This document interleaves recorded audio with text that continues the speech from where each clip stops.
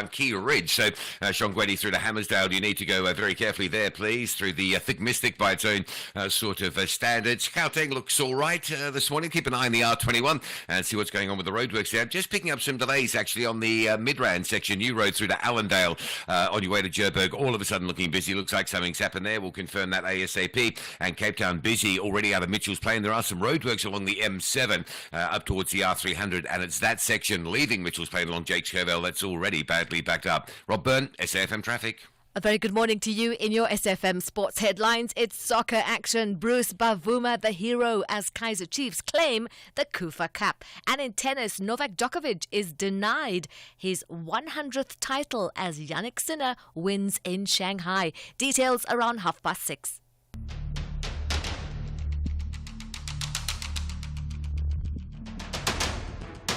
The Morning Brief with Thulasizwe Simelane.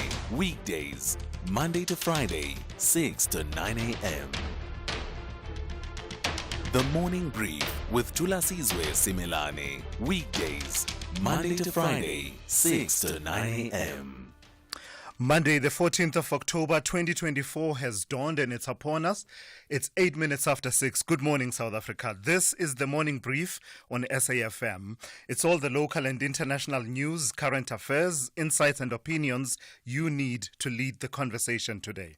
I'm Thulasizwe Simelane and I'm here to deliver your Morning Brief. How was your weekend? It's good to be back with you on the airwaves on this Monday morning. We have lots to cover, quite a lot of ground to cover over the next 3 hours. Obviously, the big story that everyone is reflecting on, the passing on of Tito Mboweni. Tito Mboweni, remembered. South Africans from all walks of life are sharing their commiserations and tributes following the passing on of the former finance minister and the former governor of the South African Reserve Bank, Tito Mboweni. According to his family, Mboweni passed away on Saturday after a short illness. In a long and illustrious career, Mboweni held several positions in government since 1994, but he was an activist even before then with the ANC and coming through the ranks over the years, participating in the struggle against apartheid. So a lot of people will be reflecting on that. These included, in terms of his service in the public service, these included serving as Minister of Labour, the Governor of the South African Reserve Bank, its first black governor actually, and the Minister of Finance. He was a doyen of economic policy and in particular can be said to have been part of those that helped to set the country on its macroeconomic course that we continue to be on even to this day. So you will be hearing quite a number of tributes from those who knew him, those who worked with him and shared a friendship with him throughout the show today. In fact, in this hour, expect to hear the tributes of the ANC National Executive Committee member Lindiwe Zulu at about 6:40, at about 20 to 7, and also Mbazi Mashilowa following immediately after that, and that's at about 10 to 7 in this hour. And you will also hear from the current governor of the South African Reserve Bank, and we have that scheduled for you at about 8:10 here on the show. In other news, we do have other news that we would want to bring to your attention and cover. The Federation of Unions of South Africa, FEDUSA, has welcomed a court decision that will halt temporarily, at least, Transnet from proceeding with a deal with the Philippines-based International Container Terminal Services Incorporated, that is ICTSI. What's this all about? Well, the KwaZulu-Natal Division of the High Court has granted an interim interdict against the deal proceeding, pending the hearing and determination of an application to have it reviewed and set aside altogether. The aggrieved bidder is APM Terminals, a subsidiary of the Danish shipping conglomerate Maersk. So we'll focus on that story at about 7:20. It's all got to do with the access that Transnet is seeking to allow by the private sector at some of its container port terminals to help with efficiencies there and improve the flow of container goods through the ports. But that has run into problems quite quickly. At least this particular one has run into problems quite quickly, and with the result that an interim interdict has been granted. Those are some of the stories that we have lined up for you, but we also do have your regulars here on the show, and Musa with your news updates every half hour. We have Rob Byrne watching your traffic and bringing you updates every 15 minutes or so. Zaikan will be watching your sport throughout the morning. We have Ndauleng Lechela, who has your economics, business, and the markets throughout the show here on SAFM. And we also have Sipho Mantula with your Africa update, and we have that lined up for you at about 7:45 on the show. And of course, we do take your calls. We will be taking your calls throughout the morning. You can reflect on these and other stories that are on your mind this morning. The number to dial for that is 086 000 2032. We'll also take your WhatsApp voice notes, and the number for that is 061 410 4107. This is SAFM, Conversations That Move Us. The Monday edition of the Morning Brief starts now. Mwango returns for an explosive new season on SABC2. A renaissance of new beginnings, intrigue, and drama with old enemies and new characters. Catch the rebirth season of Mwango every Monday to Friday at 9 p.m. on SABC2 or stream it on SABC Plus. Mwango, ukovela panda. SABC2.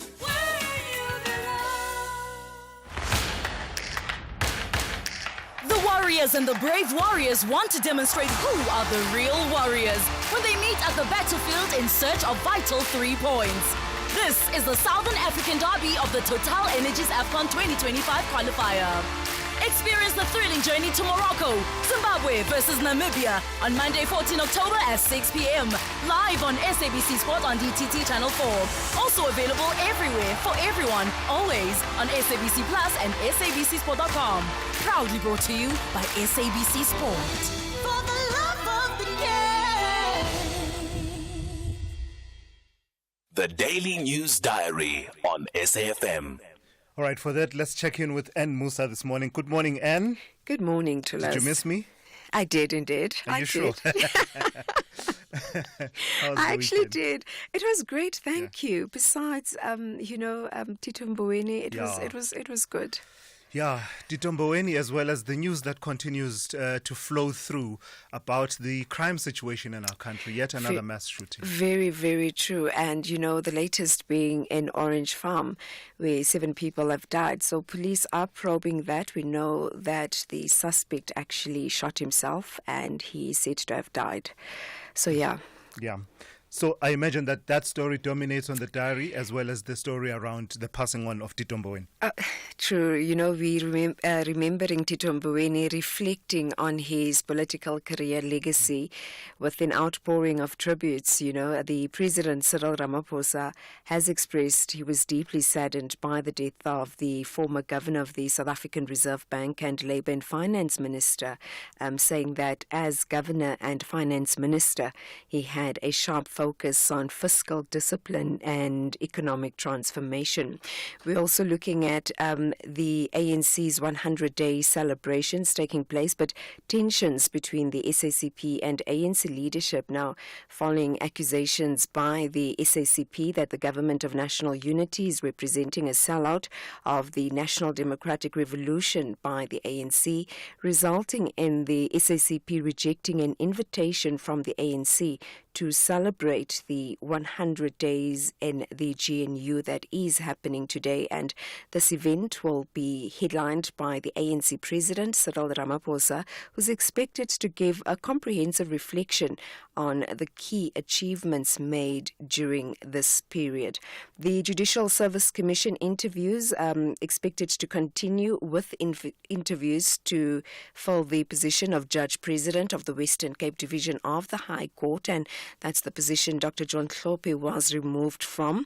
A total of 7 candidates will be interviewed. And in court, the Senzo murder trial is set to continue in the High Court in Pretoria following an adjournment on Friday. Monday due to the Defence Counsel Thulasizwe Simelane ill health. The tracker expert, Maria Pretorius, is expected to continue with her testimony.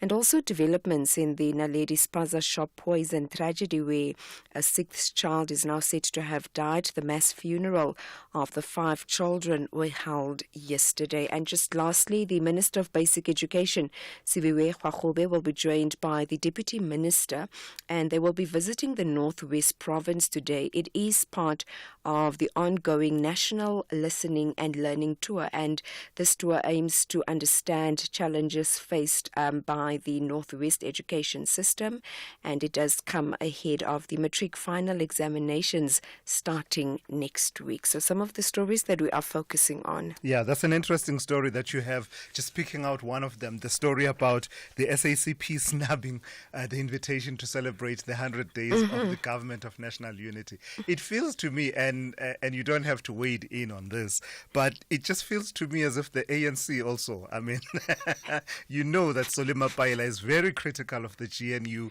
and your participation therein, and you go and extend an invitation to say, come, let's celebrate 100 days. I don't know. I don't know what the ANC was expecting, honestly. A formality. I guess so. Yeah. I guess so. All right. And Musa, will catch up with you a bit later on. And we'll be watching the news for you and giving you updates every half hour here on The Morning Brief. Thulasizwe Simelane on The Morning Brief. Weekdays, Monday to Friday, 6 to 9 a.m. So let's get you ready for the day ahead. And as far as the weather is concerned, there are a few warnings. So let me quickly run through them. We have 2 yellow level 2 warnings. The first one is a yellow level 2 warning for severe thunderstorms with excessive lightning, strong and damaging winds, hail and heavy downpours, leading to localized flooding of susceptible roads and localized damage to infrastructure. And that is expected over the northeastern parts of the Free State, northwestern parts of KwaZulu-Natal, and the eastern Highveld and escarpment of Mpumalanga. The second one is also a yellow level 2 warning for wind and waves, leading to difficulty in navigation at sea, as well as small vessels and personal watercrafts at risk of taking on water and capsizing in locality that is expected between Cape Agalas and Alexander Bay. We also have a fire danger warning, and that says extremely high fire danger conditions are expected over the central and eastern parts of the Northern Cape, over the central and western parts of the Free State, in places over the northwest, the northern and western parts of Gauteng, and the western Bushveld and Valley of Limpopo. The rest of your weather then: Pretoria is fine, becoming partly cloudy with isolated evening thunder showers with a minimum of 18 and a maximum of 36. Johannesburg is fine, becoming partly cloudy with isolated evening showers with a minimum of 14 and a maximum of 33. Mbombela partly cloudy with scattered showers and thunder showers from the afternoon, 17 to 33. Polokwane is fine, becoming partly cloudy with isolated evening thunder showers, 17 to 33. Mahikeng is fine, becoming partly cloudy with isolated evening thunder showers, 19 to 35. Bloemfontein is fine, becoming partly cloudy and windy from the afternoon, 13 to 34. Kimberley is fine, becoming partly cloudy and windy from the afternoon with a minimum of 18 and a maximum of 35. Cape Town is partly cloudy, becoming fine from the afternoon with the wind being fresh to strong southerly to southeasterly with a minimum of 14 and a maximum of 19.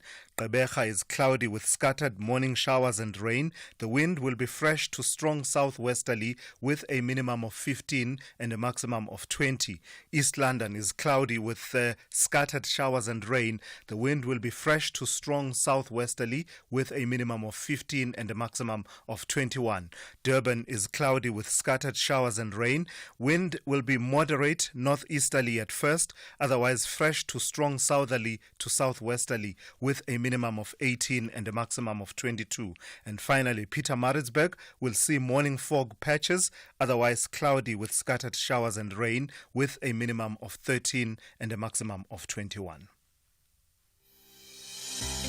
Health experts say that taking care of your baby starts the day you learn you have conceived. Changes should start immediately, from what you eat to how you take care of yourself. After you've delivered your baby, Does the worry stop? No, it doesn't. From there, it's clinic visits, breastfeeding, introducing solids, and the list goes on. If you're a mom, father, or caregiver and are curious on how to support your kids' development to reach their full potential, or even concerned about the nutrition that strengthens their bodies, then our new SABC education feature, Side by Side, is for you. Get all the advice you need from the Department of Health by tuning in every Wednesday and Thursday at 2:30 p.m. on The Full Circle on SAFM, starting in October.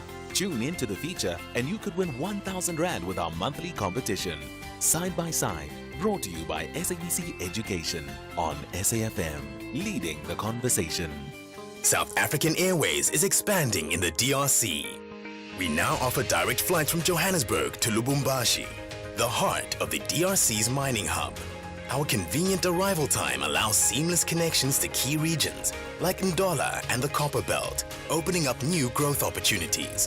Traders can benefit from our generous baggage allowance, while SAA's superior aircraft belly capacity ensures your cargo reaches most parts of Congo on the same day. Book now at flysaa.com or contact your travel agent. South African Airways, connecting Africa to the world, one flight at a time. The Flames want to write their name in the history books of the beautiful game by silencing West African giants. However, the Lions of Teranga are confident they will roar with a win. This is the Total Energies AFCON 2025 qualifier. Experience the incredible journey to Morocco, Malawi versus Senegal on Tuesday, 15 October at 3 p.m. Live everywhere, for everyone, always on SABC Plus and SABCSport.com. Proudly brought to you by SABC Sport. Worldview Update, bringing you closer to international or global news. So with the escalation of the situation in the Middle East, the conflict there, the involvement of Iran as well as Israel making inroads into Lebanon in the last few weeks, it seems the focus shifted away slightly from the other big conflict, the major conflict playing itself out in Ukraine. Well, let's bring that back into focus, and in a way it interacts with the conflict in the Middle East one way or another. The Russian President Vladimir Putin has met Iran's new president to strengthen relations between the two countries. Putin and Iranian President Masoud Pezeshkian discussed the situation in the Middle East on the sidelines of a regional meeting in Turkmenistan on Friday, Russian media state media reported.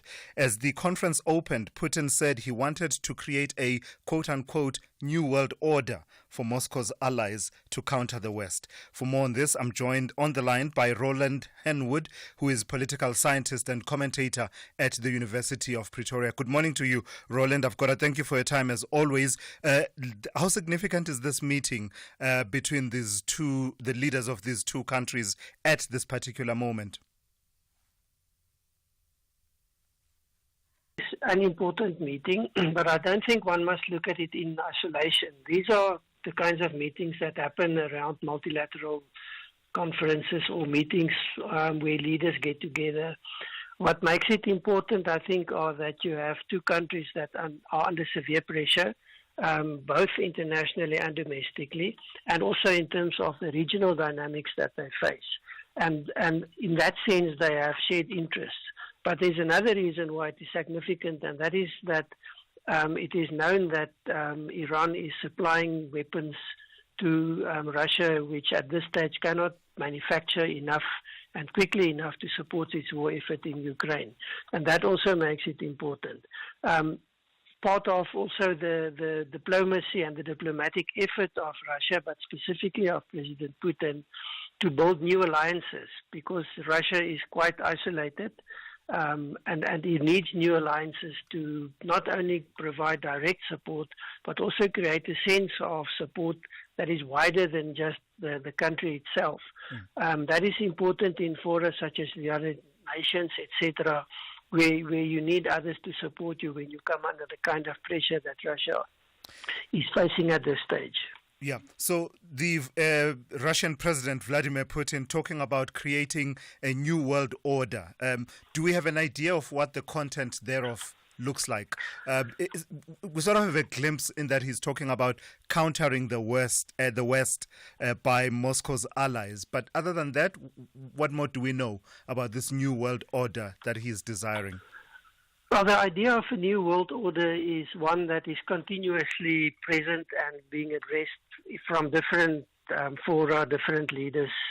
So it's not a new idea. And from Russia especially, it's not a new idea. We've seen different attempts from Russia trying to create what it would term a new world order.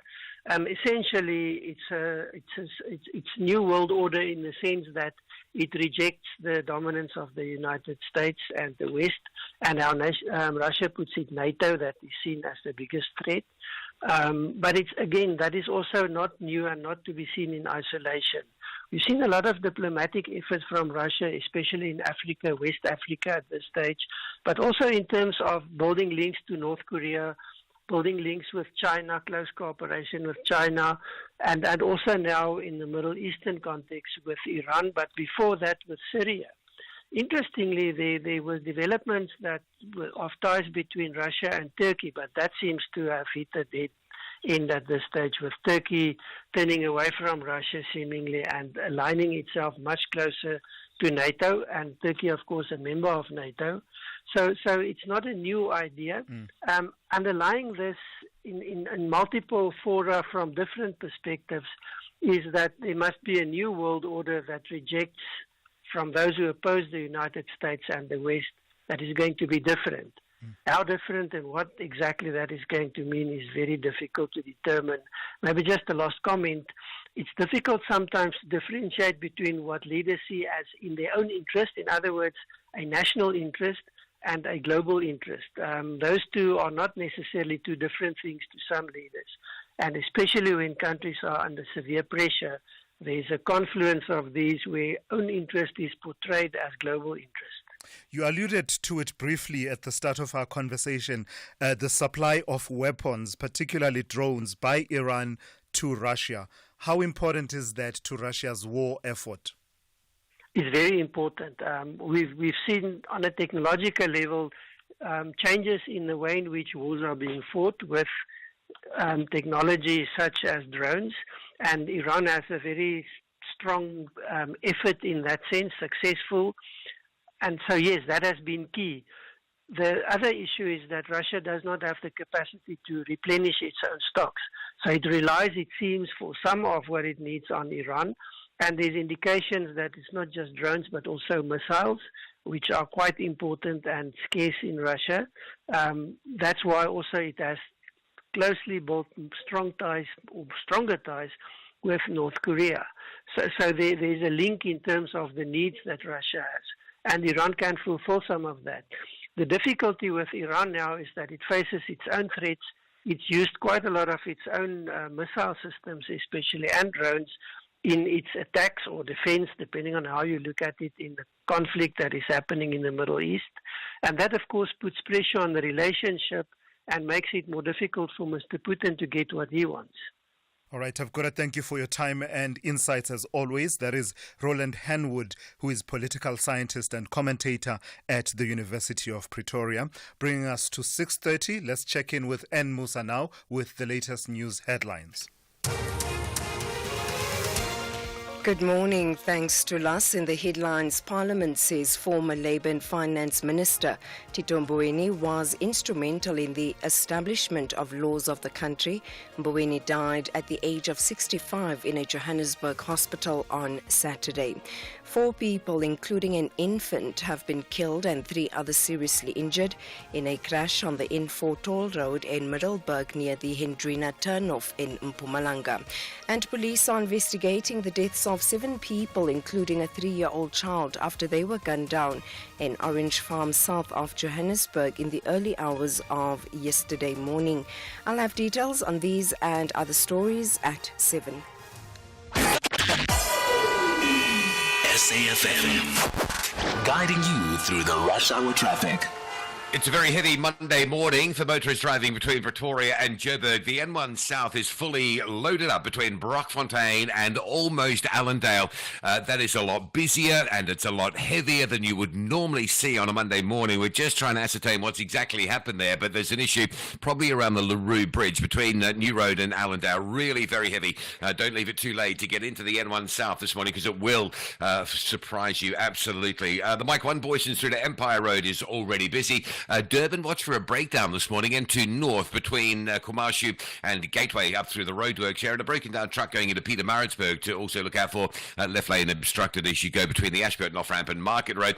Cape Town, a breakdown in front of Langa on the N2, so that's quite slow coming all the way back in from Khayelitsha side, and Mitchell's Plain. You've got roadworks going on both the AZ Berman Drive and M7 Jakes Curville Drive option at the same time, so your two big routes leaving Mitchell's Plain this time of morning are both largely construction zones, and there's some very heavy traffic on those routes, and of course routes that feed in also parallel the Velta Freedom Drive that takes you up sort of to Philippi area if you like out of Mitchell's Plain. That's pretty solid as well, with motorists avoiding the big delay on the M7 North. Rob Byrne, SAFM Traffic. This is SAFM Sport with Zai Khan. Hey Zai, good morning. Okay, good morning. Did you have a good weekend? I was about to say, good to have you back. Yeah, it's good to be back, man. You know what's better than, I don't know if it's better, but, you know, as much as you enjoy a game of football, the other element that you enjoy in South Africa is the banter and the dragging of each other that happens after that. Kaizer Chiefs won a trophy and people are just dragging Kaizer Chiefs. What's that about? I mean, what is that about? It's finally they say every now and again it rains in the Sahara. Their cup runneth over. Their cup runneth over. And they had a man called Bruce Almighty, let me tell you, superhuman reflexes there in that penalty shootout. But I have to say, Marumo Gallants were truly gallant in their efforts. But in the end, Kaizer Chiefs having the last kick. They won the Kufa Cup in the Free State Stadium 4-3 in a penalty shootout. Amakosi had a lot of chances. They did squander there. And this match could have been won in normal time if Chiefs had that cutting edge up front. Instead, the tie finished 0-0 to be decided on penalties. Elsewhere, soccer news, Spain forward Lamine Yamal will miss tomorrow's Nations League Group A match against Serbia to avoid any risk of injury after suffering a muscle strain. The 17-year-old was substituted in the 93rd minute during Spain's 1-0 win over Denmark in a Nations League Group A4 match on Saturday. Yamal endured several tackles from the Danish side and was spotted limping back to the team bus after the match.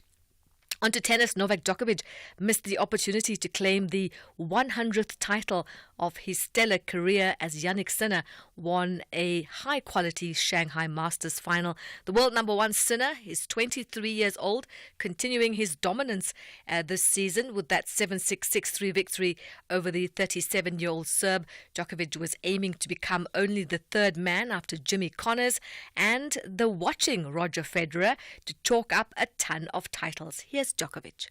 Well, I mean, that's a bonus, you know, if that can happen. I mean, I definitely wish it to happen today, but it wasn't meant to be. I mean, I keep striving to make it happen somewhere in the near future, hopefully. And I mean, it's not live or die type of goal for me. I think I achieved all of my biggest goals in career. Cricket, Australia secured their place in the Women's T20 World Cup semi-finals with a 9-run win over India, who face a nervous wait if they will join them in the final four. The defending champions are certain of topping Group A after winning all 4 games. But second place India, they need New Zealand to lose to Pakistan today and stay ahead of both sides on a net run rate to progress. And finally, golf. Jonathan Broomhead won the Vodacom Origins of Golf, the Wild Coast title at the Wild Coast Sun Country Club yesterday. Broomhead shot a 7 under par 63, which included 9 birdies as he posted the clubhouse lead at 11 under par. 2 hours later, it was only Luke Brown who fired a brilliant 66, who managed to match that score. Brown and Broomhead then both parred on the 348-metre par 4 18th twice before Broomhead nailed a 20-foot putt for birdie on the third playoff hole to secure his second Sunshine Tour title. That's That's a wrap of your sport on the Morning Brief. We'll bring you more top of the hour for SAFM. I'm Zaikan. The Business Update on SAFM. And for that, let's bring in Tauleng Lechelan. Tauleng, good morning to you and happy Monday. I won't even ask you if you missed me. I know you did. So I hope you had a good weekend. Tauleng? Tauleng, I can hear you now. All right. Yeah. All right, let's get straight to it then. So the major news over the weekend, the passing on of the former finance minister, former governor of the South African Reserve Bank, and truly one of the architects of the macroeconomic policy trajectory that the country is on at the moment. That's right. Over the weekend, we lost respected South African economist and politician Tito Mboweni, who played a vital role in government as well as the private sector. His career spanned over 30 years, leaving a lasting impact on the country. Mboweni made history as the first black governor of the South African Reserve Bank, serving from 1999 to 2009. He increased transparency there by introducing live media conferences and monetary policy forums. Later, he re-emerged as Minister of Finance from 2018 to 2021 under Ramaphosa's administration, and following the scandal that we had with state capture. During that period, Mboweni championed fiscal discipline, economic transformation, and restored confidence. His other notable roles included Labour Minister under former President Nelson Mandela, advisor to the Reserve Bank Governor, and chair of the African Union's reforms. Some of the notable roles he held in the private sector include international advisor for Goldman Sachs in 2010. Additionally, from 2013 to 2017, he held the position of chairman for JSE-listed company AngloGold Ashanti. His expertise and leadership shaped South Africa's economic policies and labor rights. Tributes from President Ramaphosa, the ANC, EFF, SAFTU, the SARB, and the African Union praised Mboweni's dedication, expertise, and contributions to public service. Yeah, I think it's safe to say that his legacy can be traced everywhere in as far as the macroeconomic policy, but also monetary policy is concerned in our country. Very little debate, and in fact, there will be other reflections that will be shared throughout the show here on the Morning Brief. Let's turn our eyes to China now. You and I touched on this recently, that there is such a thing as too much deflation, as in, you want to strike a balance, and now China has squarely now has that problem of deflation. That's right. And it just seems like China's moving in the opposite direction. While everyone is trying to get inflation down, China has these inflation concerns.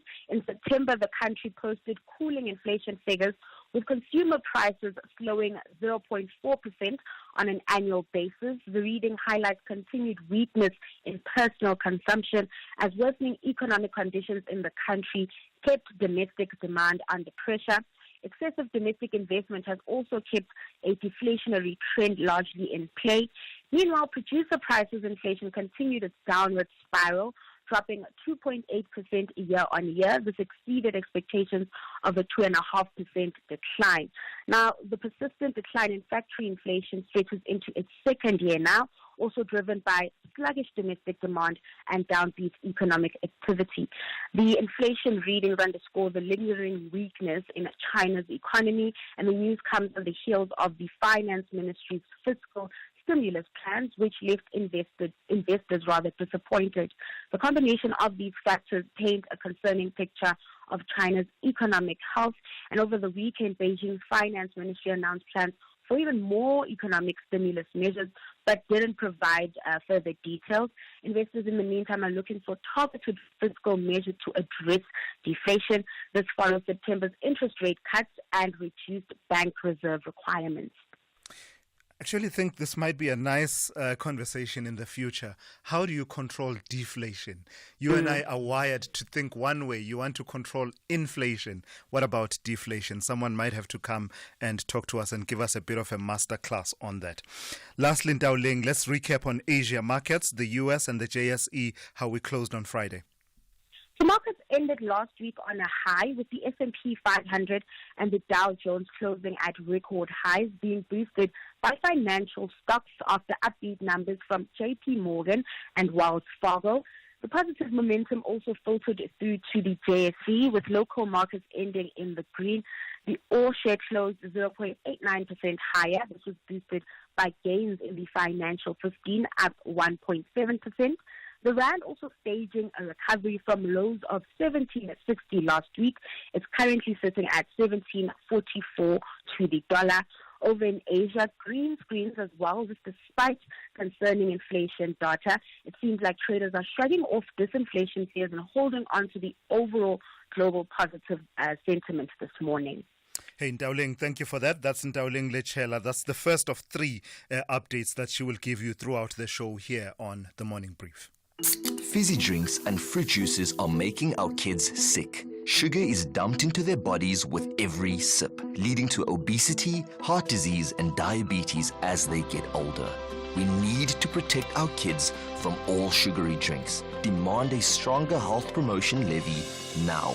Sign the petition on healer.org. That's HEALA.org. If you think you cannot afford a lawyer, think again. Clientele Legal has made professional legal services affordable for you. Whether it's a civil, criminal, or labor-related matter, we have a nationwide panel of attorneys standing by to assist you. SMS SAFM to 32195. That's SAFM to 32195 and we'll call you back. Clientele General is a licensed non-life insurer and an authorized FSP. Standard rates and terms and conditions apply. Slangu Semnikati have a big game plan to secure victory against neighbors Mozambique. But the Mambas say nothing will stop them from collecting maximum points. This is the Southern African derby of the Total Energies AFCON 2025 qualifier. Experience the exciting journey to Morocco, Eswatini versus Mozambique on Monday, 14 October at 9 p.m. Live on SABC Sport on DTT Channel 4. Also available everywhere for everyone, always on SABC Plus and SABCSport.com. Proudly brought to you by SABC Sport. For the love of the game. Thulasizwe Simelane on The Morning Brief. Weekdays, Monday to Friday, 6 to 9 a.m. All right, let's bring you those reflections that we've been talking about on the life of the late former Finance Minister Tito Mboweni. Well, the African National Congress, the ANC, says the former Minister of Finance Tito Mboweni was a selfless and dedicated leader who sacrificed himself for the people of South Africa. The party says Mboweni had a profound impact on South Africa's political landscape over the years. Mboweni was a former member of the ANC's National Executive Committee, among the many roles that he played over the years. For more on this, I'm joined now on the line by the ANC's National Executive Committee member, that is Lindiwe Zulu, who joins me this morning. Good morning to you, ma'am. I've got to thank you for your time. Just your initial reflections upon hearing the news of the passing on of Tito Mboweni. It was a really big shock, to be honest with you, and the condolences, obviously, as has been expressed by everybody, goes to the family. And for us, and for me in particular, it was very difficult because his children and my children kind of like grew up together, went to the same school. We are neighbors. So I've been watching his children grow up, and we were really shocked that his life had to be cut short so quickly. You know, we all know that this is the way we will all go, but, you know, we always wish we could stay longer and be able to see our children get married, have grandchildren, and all that. It was a shock, but that is the way it is. We accepted it, and now busy with the family because they just here. We are neighbors. Yeah. I was there yesterday I was there at the family. I'll be going there also this morning. Yeah, you know, in thinking through the conversation that you and I were going to have this morning, I couldn't help but think of the phrase that the ANC spoke of just before, in the late 80s. I think it must have been after the Kabwe conference, if I'm not mistaken, and you'll correct me if I am, where the idea of, quote unquote, ready to govern was dominant. And there was then that question of, if you're saying you're ready to govern, what's the quality of cadre that you need to form that base supply line? And I wanted to put it to you, your reflections on whether or not Tito Mboweni fit into that cadre of that pipeline of cadre that enabled the ANC to say at that point that we are ready to govern. Absolutely, he did. He did really, because remember that I'm sure when you go through his history, you realize that he also was one of those cadres that at least had an opportunity to go to school, because the ANC, long before we even had the document of ready to govern, we had choices in the ANC where the leadership, like Mam Florence used to say to us, like Moses Mabhida used to say to us, don't rush to go to Umkhonto Wesizwe, go to school, you'll come back. When South Africa is free, it will need people that have been exposed to the world. It will need people that have had an education. It will need people that had seen what government and governance is in some places. But of course, as you know, not many of us had that opportunity, because the majority of our cadres wanted nothing else but to go and join Umkhonto Wesizwe, learn how to come and deal with the enemy here at home. So that document is not only just a document that was developed simply because we could see that now we almost coming back home, this is what we need to do. That document and that thought in the life of our leaders, our Tambo and all of them, it has been there in their minds. Fast forward to today, we have a government.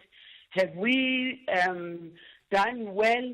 Yes, we have, and yes, we've also had challenges, because I think even in our appreciation of South Africa, its complications, its complicated economy, its collapsed economy, and how we're going to raise it to give people of South Africa a better life.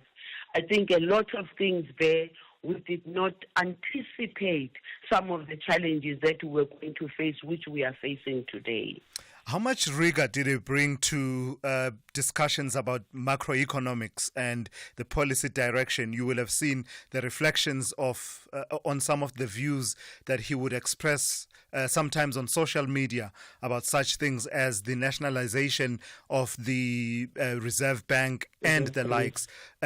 So I'm just wondering, because some of those may not necessarily have aligned 100% with ANC policy, but I'm wondering if that helped to infuse a certain vigor in debates within the ANC. Oh, vigor it was. Vigor in cabinet, vigor in the National Executive Committee itself, vigor in the subcommittees of the ANC that relates to the economy, that relates to the social well-being of our people. I can tell you, for instance, when we had to talk about the 350 that the president had announced, me and him had a big fight about it, because he was like, where do you think that we're going to get the money from? And when the president was saying COVID is still here, we as the Department of Social Development then were saying COVID is still here, the people are still going to need the money, and he was like, where are you going to get the money from? You guys sometimes lose sight and you don't understand the global macroeconomic picture. And we would argue, but would argue and ultimately will come to some understanding, appreciation and conclusion.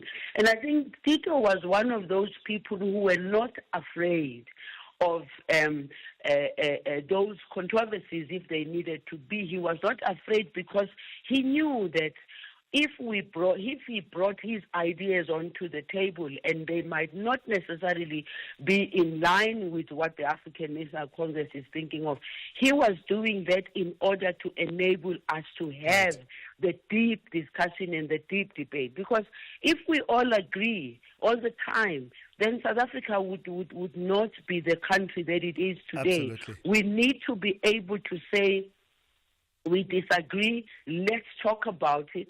Let's debate it. Let's argue about it and ultimately come to a conclusion.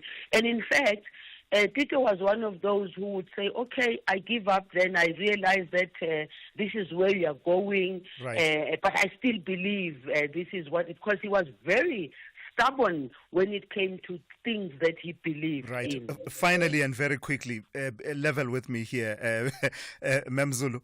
You had a taste of some of that pilchard cuisine, didn't you? And you thoroughly enjoyed it. Yes, I did. I mean, we had the argument. I was saying, you see, that pilchard is something that is one of the items that is there in what we give to our people in terms of food parcels and all. And they're saying, no, they must learn how to cook it the way he does, because he adds lots of things to it. Maybe it brings more vitamins to it. No, we enjoyed that. Thank you very much. Thank you for your time. We are pained by what has happened. Yeah, thank you so much. That is Lindiwe Zulu, who is the ANC National Executive Committee member, reflecting on the life of the late Tito Mboweni. Let's catch up with your traffic update now. SAFM, guiding you through the rush hour traffic.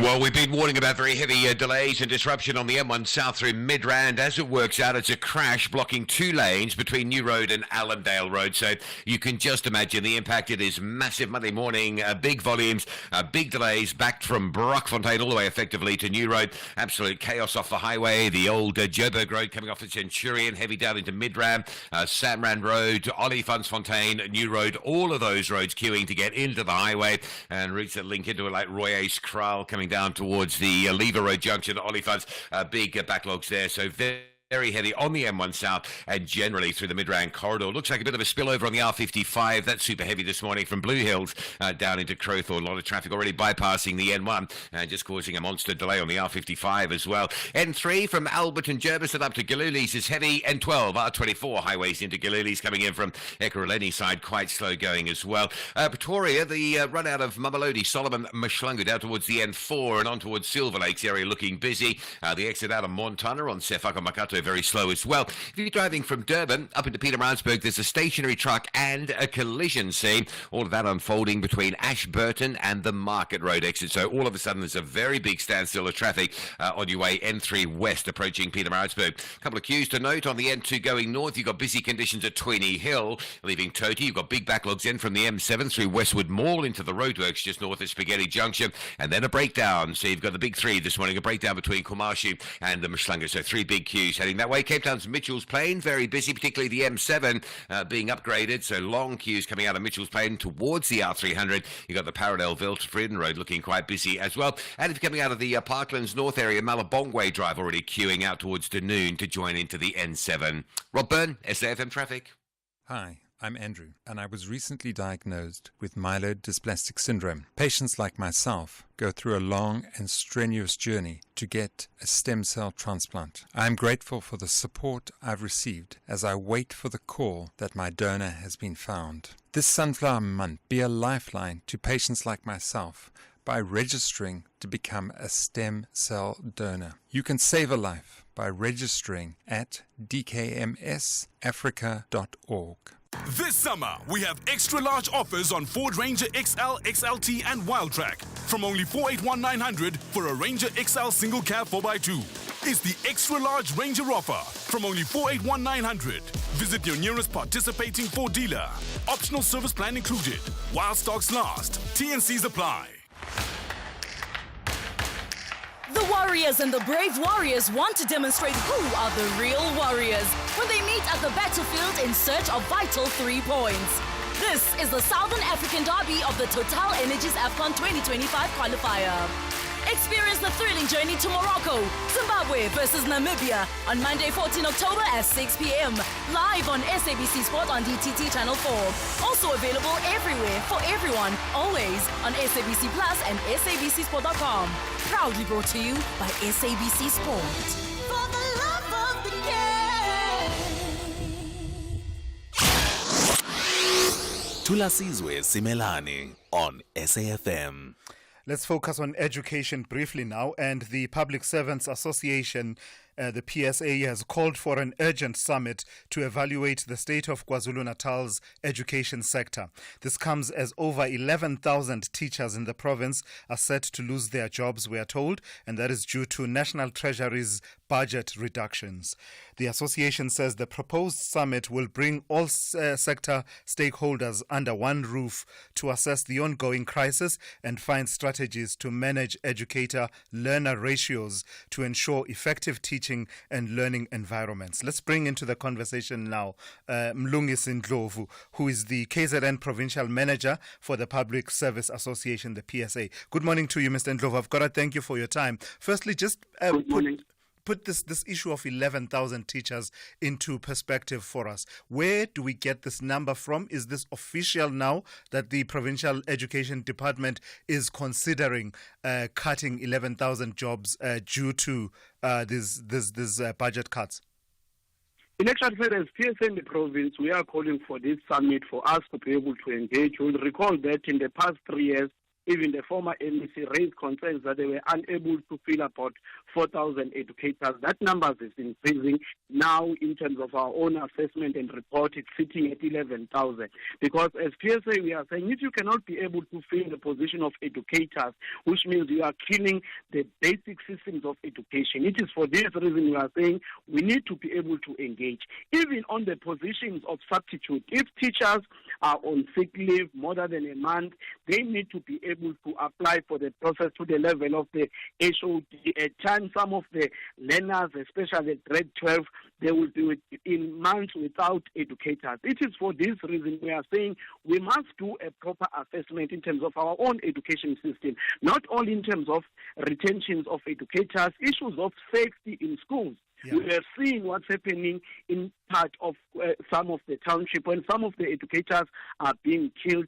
And when you cut the issue of budget, you know, they've got a deficit of over 2 billion. And some of the schools are unable to operate. And some of the principals, they need to use their own money to run these particular schools. That's why we are saying the Premier of KwaZulu-Natal must get all the stakeholders, because we believe that even the private sector must be able to come on board, invest in our education system. Sure. I hear the points you are making about the summit that you are calling for, and I appreciate that. I just needed the clarity. So just to understand once again, you are saying these are 11,000 positions that the department is not able to fill versus, 11,000 teacher posts being cut. What you are talking about is the inability to fill posts, and you are saying that's having an impact in the schooling system.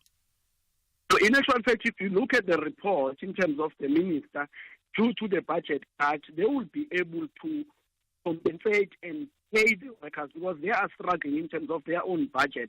So if they will not be unable to pay for over 11,000 educators, it will lead to job losses. The department might not admit now that there will be job cuts, because if you don't have budget, not be able to pay. We know that the department has struggled before in terms of locating the fund to be able to pay the educators or to pay the staff within the Department of Education. It is for this reason we are saying we need this particular summit so that they can be able to outline their books, and there must be plan and intervention as quick as possible, because the danger of not addressing these issues will be sitting with the same issues of load shedding in our education system.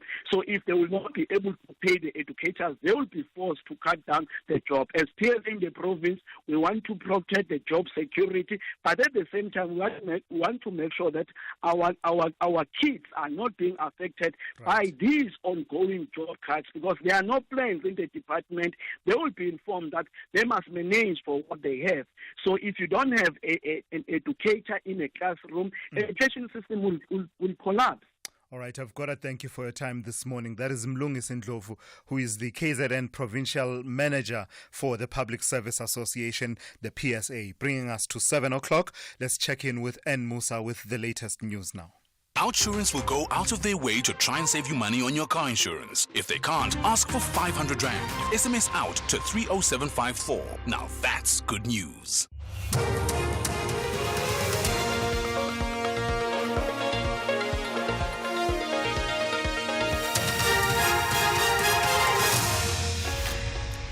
In our top stories, Parliament pays tribute to Tito Mboweni and police probe Orange Farm shooting incident. Good morning. Parliament says former Labour and Finance Minister Tito Mboweni was instrumental in the establishment of laws of the country. Mboweni died at the age of 65 in a Johannesburg hospital on Saturday after a short illness. The National Legislature has reflected on Mboweni's contribution to the law-making processes after the dawn of democracy. Parliament spokesperson Muloto Mutapo.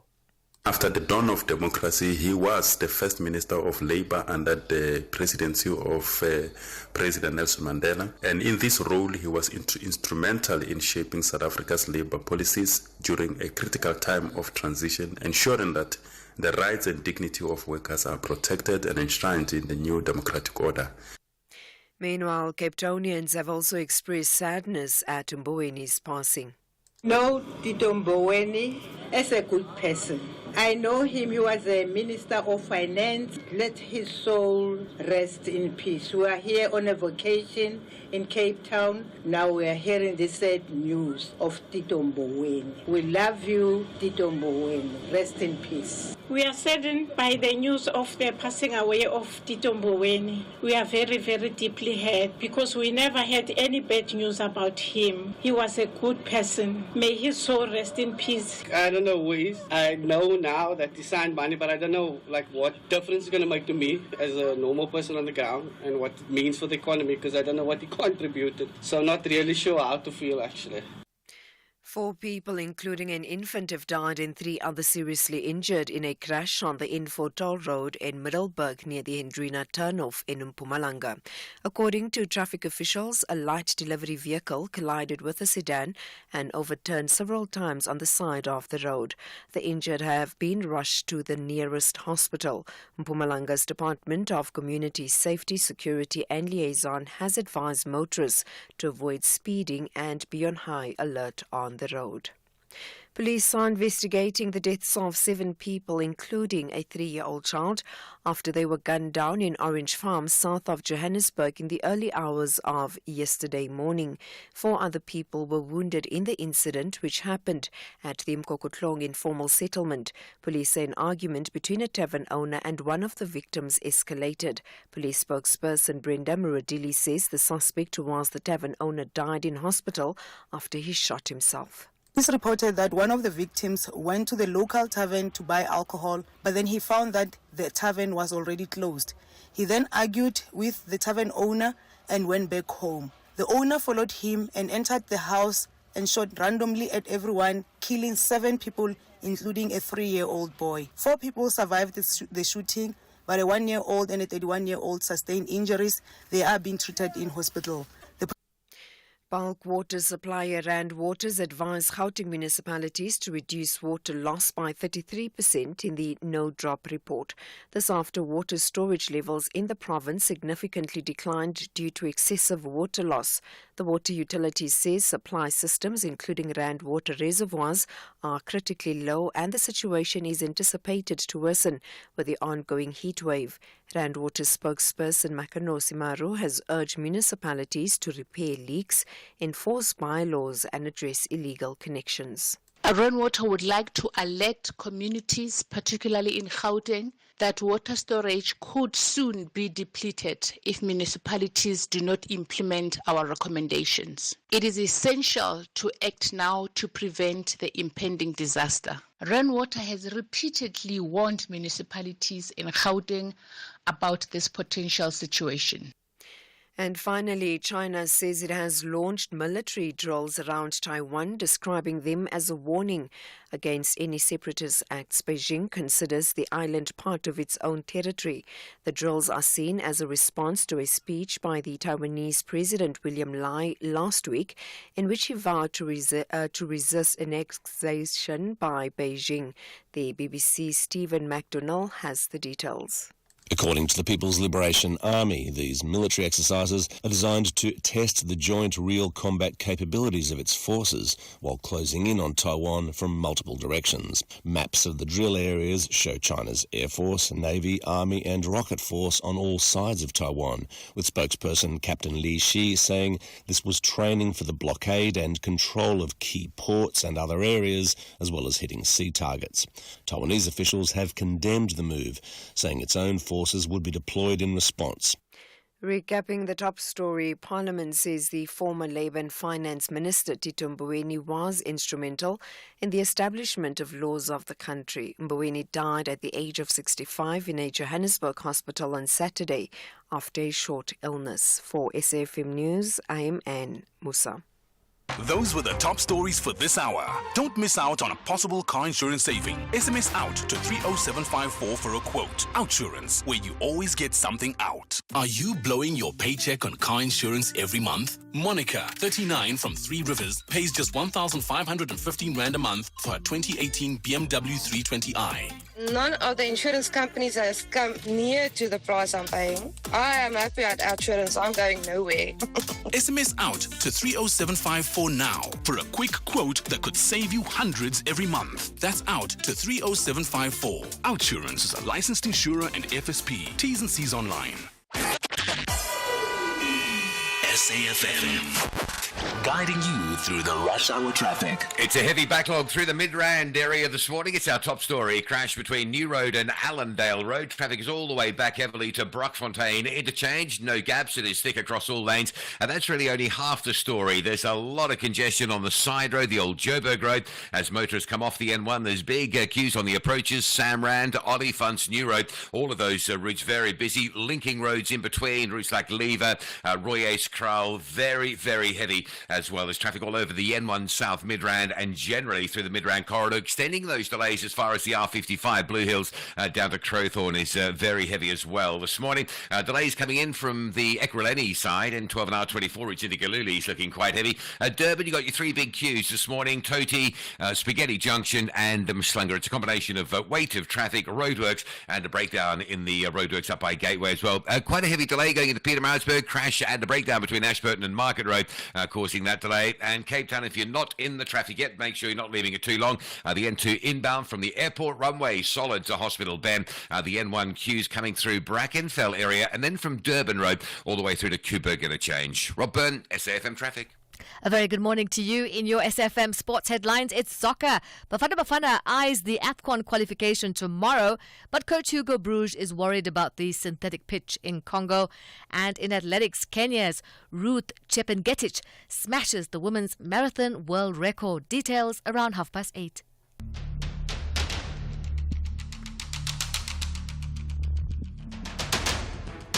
The Morning Brief with Thulasizwe Simelane. Weekdays, Monday to Friday, 6 to 9 a.m. The Morning Brief with Thulasizwe Simelane. Weekdays, Monday to Friday, 6 to 9 a.m. 9 minutes after 7 on this Monday. Good morning, South Africa. Welcome to it, the second hour of the morning brief here on SAFM.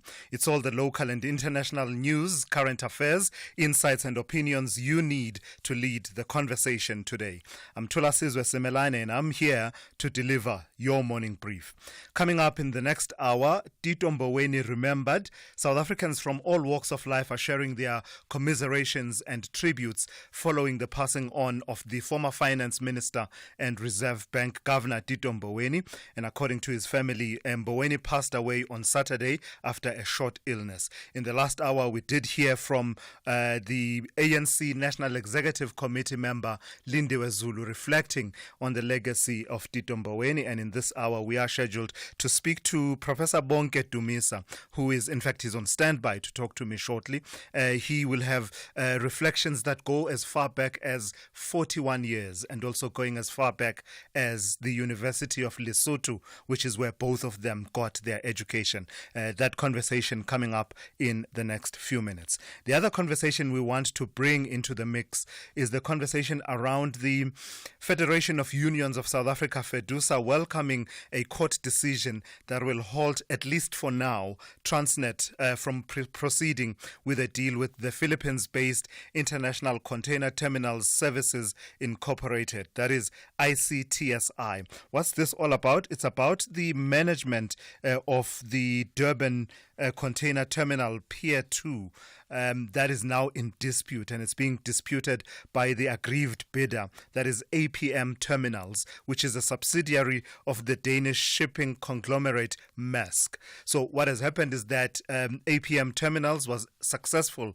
in the KwaZulu-Natal division of the High Court and managed to get an interim interdict pending the hearing and determination of their bigger dispute around the awarding of this contract to manage that terminal in Durban. So we'll bring that into focus within the next 20 minutes or so.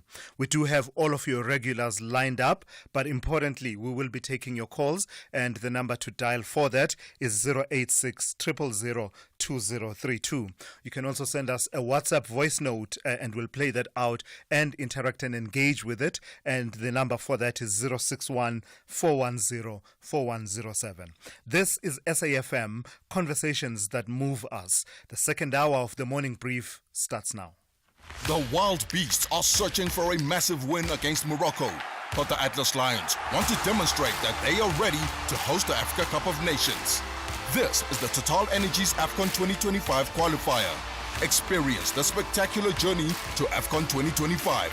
Central African Republic versus Morocco on Tuesday, 15 October at 9 p.m. Live on SABC Sport on DTT Channel 4.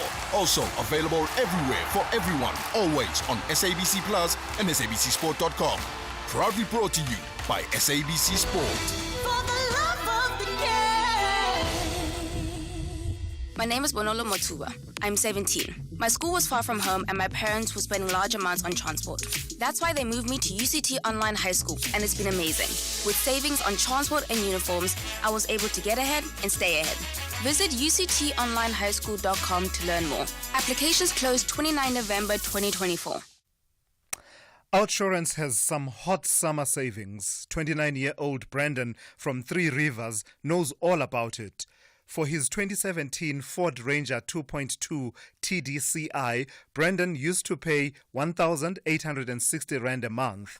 But with Outsurance, he only pays 1,346 Rand a month. That's an unbelievable saving of 514 Rand every month.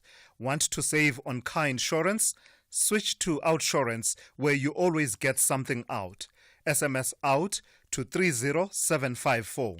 That's out to 30754 to switch and save today. Licensed insurer and FSP. T's and C's online. Call Thulasizwe now. 086 000 2032. All right, let's continue with the reflections and commiserations of various South Africans now over the passing on of the late Minister Tito Mboweni and his contribution to the country's economy over the past 30 or so years has been significant. Mboweni held various roles in the financial portfolio, including that of Reserve Bank Governor, the Labour Minister and Minister of Finance. He passed away after a short illness on Saturday. For more on this, I'm joined now on the line by Professor Bonke Dumisa, who is an independent economic analyst. Prof, good morning. I've got to thank you for your time. Just your own reflections upon hearing the news of the passing on of Tito Mboweni. Yes, good morning to listeners and your SAFM listeners. We were shocked because we got the news much earlier on Saturday late evening. Yeah, I was shocked, but I had to compose myself. One thing I can say about Tito Mboweni, to summarize everything I may say, is that there's a saying in Tsonga which says "Mintiro yabulabula." let your actions speak louder than what you say. In the 41 years I've known Tito, since we met at the National University of Lesotho, where he was in exile, having come from the University of the North called TEF. He was always together with his friend Wako Ramatlodi. They came there. I was a campus DJ, South African, enjoying life. And there were radical political students who were always talking about South African politics and really garnering a lot of support for the anti-apartheid struggle at Roma. But one thing which was very great about them, they're not fanatical about politics, because they'll talk politics, and when parties were going on, they would also be there to enjoy life. He was a very great person. When you try to write down everything he has done in his 65 years, it's so long, it would take you more than 26 pages, I tell you. Yeah. But recent, yeah. I saw some of your reflections on social media, Prof, and thank you for sharing those so generously. Tell me about your friendship with him. I imagine that something struck a chord between the two of you, having met, as you say, at the National University of Lesotho, known as Roma at the time. Tell me about the friendship that then developed from that. What happened, there was a priest at Roma was the university chaplain, Anglican chaplain, Reverend Father Michael Lapsley. Reverend Lapsley stayed at a complex there, and I don't know how I made it. I got a flat there as a student. And Tito and Gwako and many of the exiles used to come to Father Michael Lapsley to talk big ANC politics, etc. And then as students at Roma, because it was a small university, used to talk, etc. So he even attended my wedding with my wife, Mamsile Bunisa, on the 27th of October 1984. I thought maybe I could have invited him to a mini celebration this year. Well, he has passed on, but we are really proud of him. He has put the name of the National University of Lesotho on the global map, because many people know about him being a finance minister in South Africa, being a minister of labor in South Africa, but Tito was occupying at least over 50 important structures as one of the non-executive directors, as one of the trustees, etc. Yeah. He has done a very good job.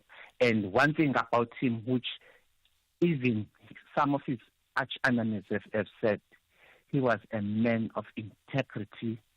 He was a person who was full of principles.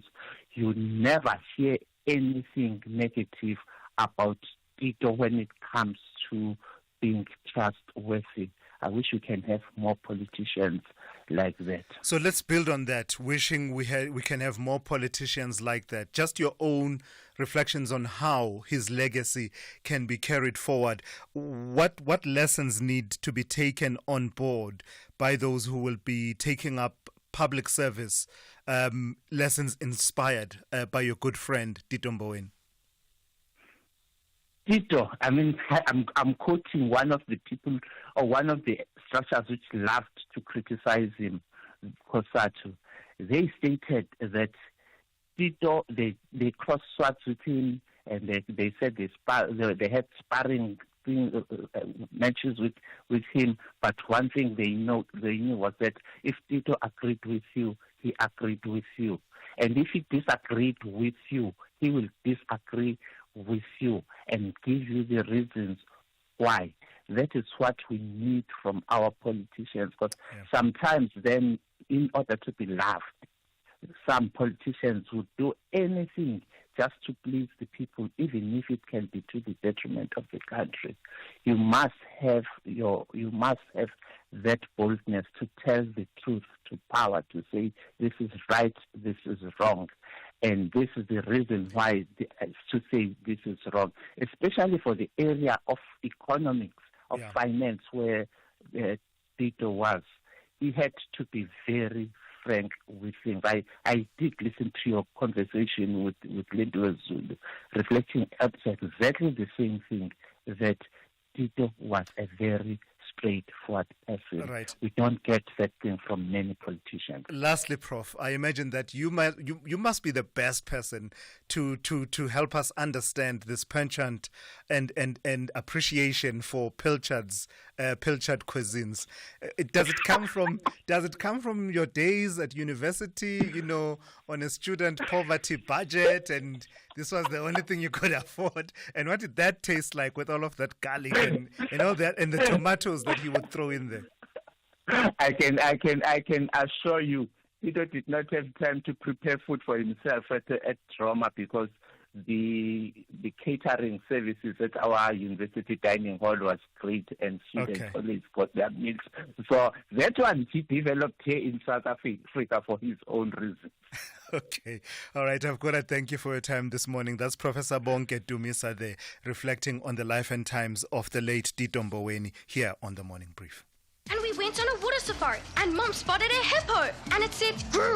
There is a place where you can see wonder and the wild, with breathtaking scenery and endless landscapes. Enjoy good food and embrace great taste. And the next day we went to the reed dance. I saw the maidens handing over reeds to the mighty Zulu king, and the Zulu warriors chanting, Baye! Explore all this and more in the magical Zulu Kingdom.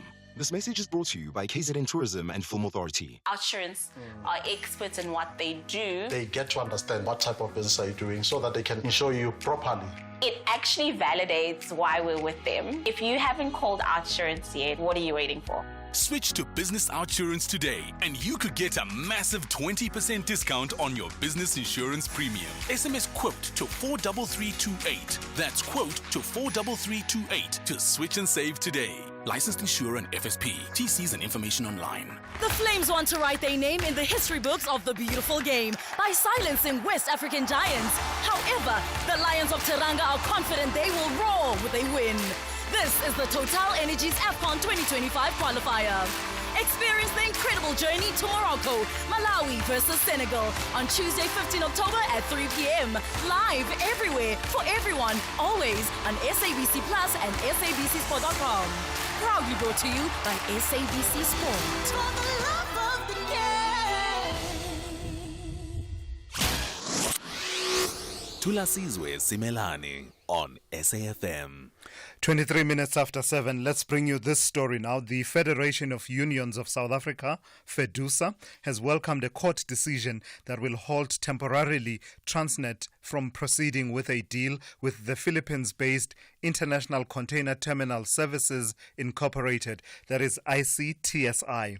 The deal would have seen ICTSI taking over the management of Durban Container Terminal Pier 2 as a private sector partner to the public entity. The court ruled last Wednesday that Transnet's approach to identifying ICTSI as the preferred bidder for the deal was potentially flawed and unfair to other bidders. For more on this, I'm joined on the line by Rifda Ajam, who is FEDUSA's General Secretary. Good morning to you, ma'am. I've got to thank you for your time. You are welcoming the interim interdict. Why is that? Why is this a good outcome? Thulasizwe, good morning to your listeners. It's indeed a vindication to both FEDUSA and our affiliate in the sector, UNTU. We have been kicking and screaming for the last couple of years, warning that this process is flawed, considering the fact that there's been lack of oversight and accountability in the fact that Transnet has somehow ignored their own internal as well as expert opinions, which have warned about the issues with regards to the tender process and that it may lead to litigation. So at this stage, absolute vindication, considering that it's an interim process, but it holds all of these matters, not just with ICTSI, but any other third party. So you're saying there's been a lack of oversight, and that suggests that over and above the normal oversight that is is required, perhaps you are of the view that this particular process needed more oversight than it got. Why is that? What about this process is unsatisfactory for you? Well, there are a number of issues that are being raised here at this stage. Number one, looking at privatization. Number two, looking at PSP. Number three, looking at the unbundling process. And over and above that, we are looking for strict oversight and accountability. We are questioning with major red flags why Transnet had continued to engage in a flawed process, why they are insistent on handing over the country's silverware at this stage when they know that we have the capabilities. And when you look at, in particular, what the worsened conditions on the rail networks are, especially with the lack of investment and infrastructure, how then do you go about awarding and insisting on wanting to move forward with these kind of private sector participation when your own infrastructure is completely questionable? So how then does a third party come in and engage on the same dilapidated conditions? Are they the silver bullet? We certainly don't believe that. So it's an interim interdict, and it preserves the status quo such that the any prima facie rights that other players may have, other bidders may have, are not affected in a way that can never be repaired. What happens now? How do you play a role in ensuring that when the issues are then ventilated in the Part B of the application and the process going forward, that it's done in a fair and transparent manner with the kind of oversight that you are asking for? Well, first and foremost, Thulas, we are demanding that a forensic investigation be conducted by Minister Creasy, not only into this private sector participation process, but into all deals that Transnet is engaged on.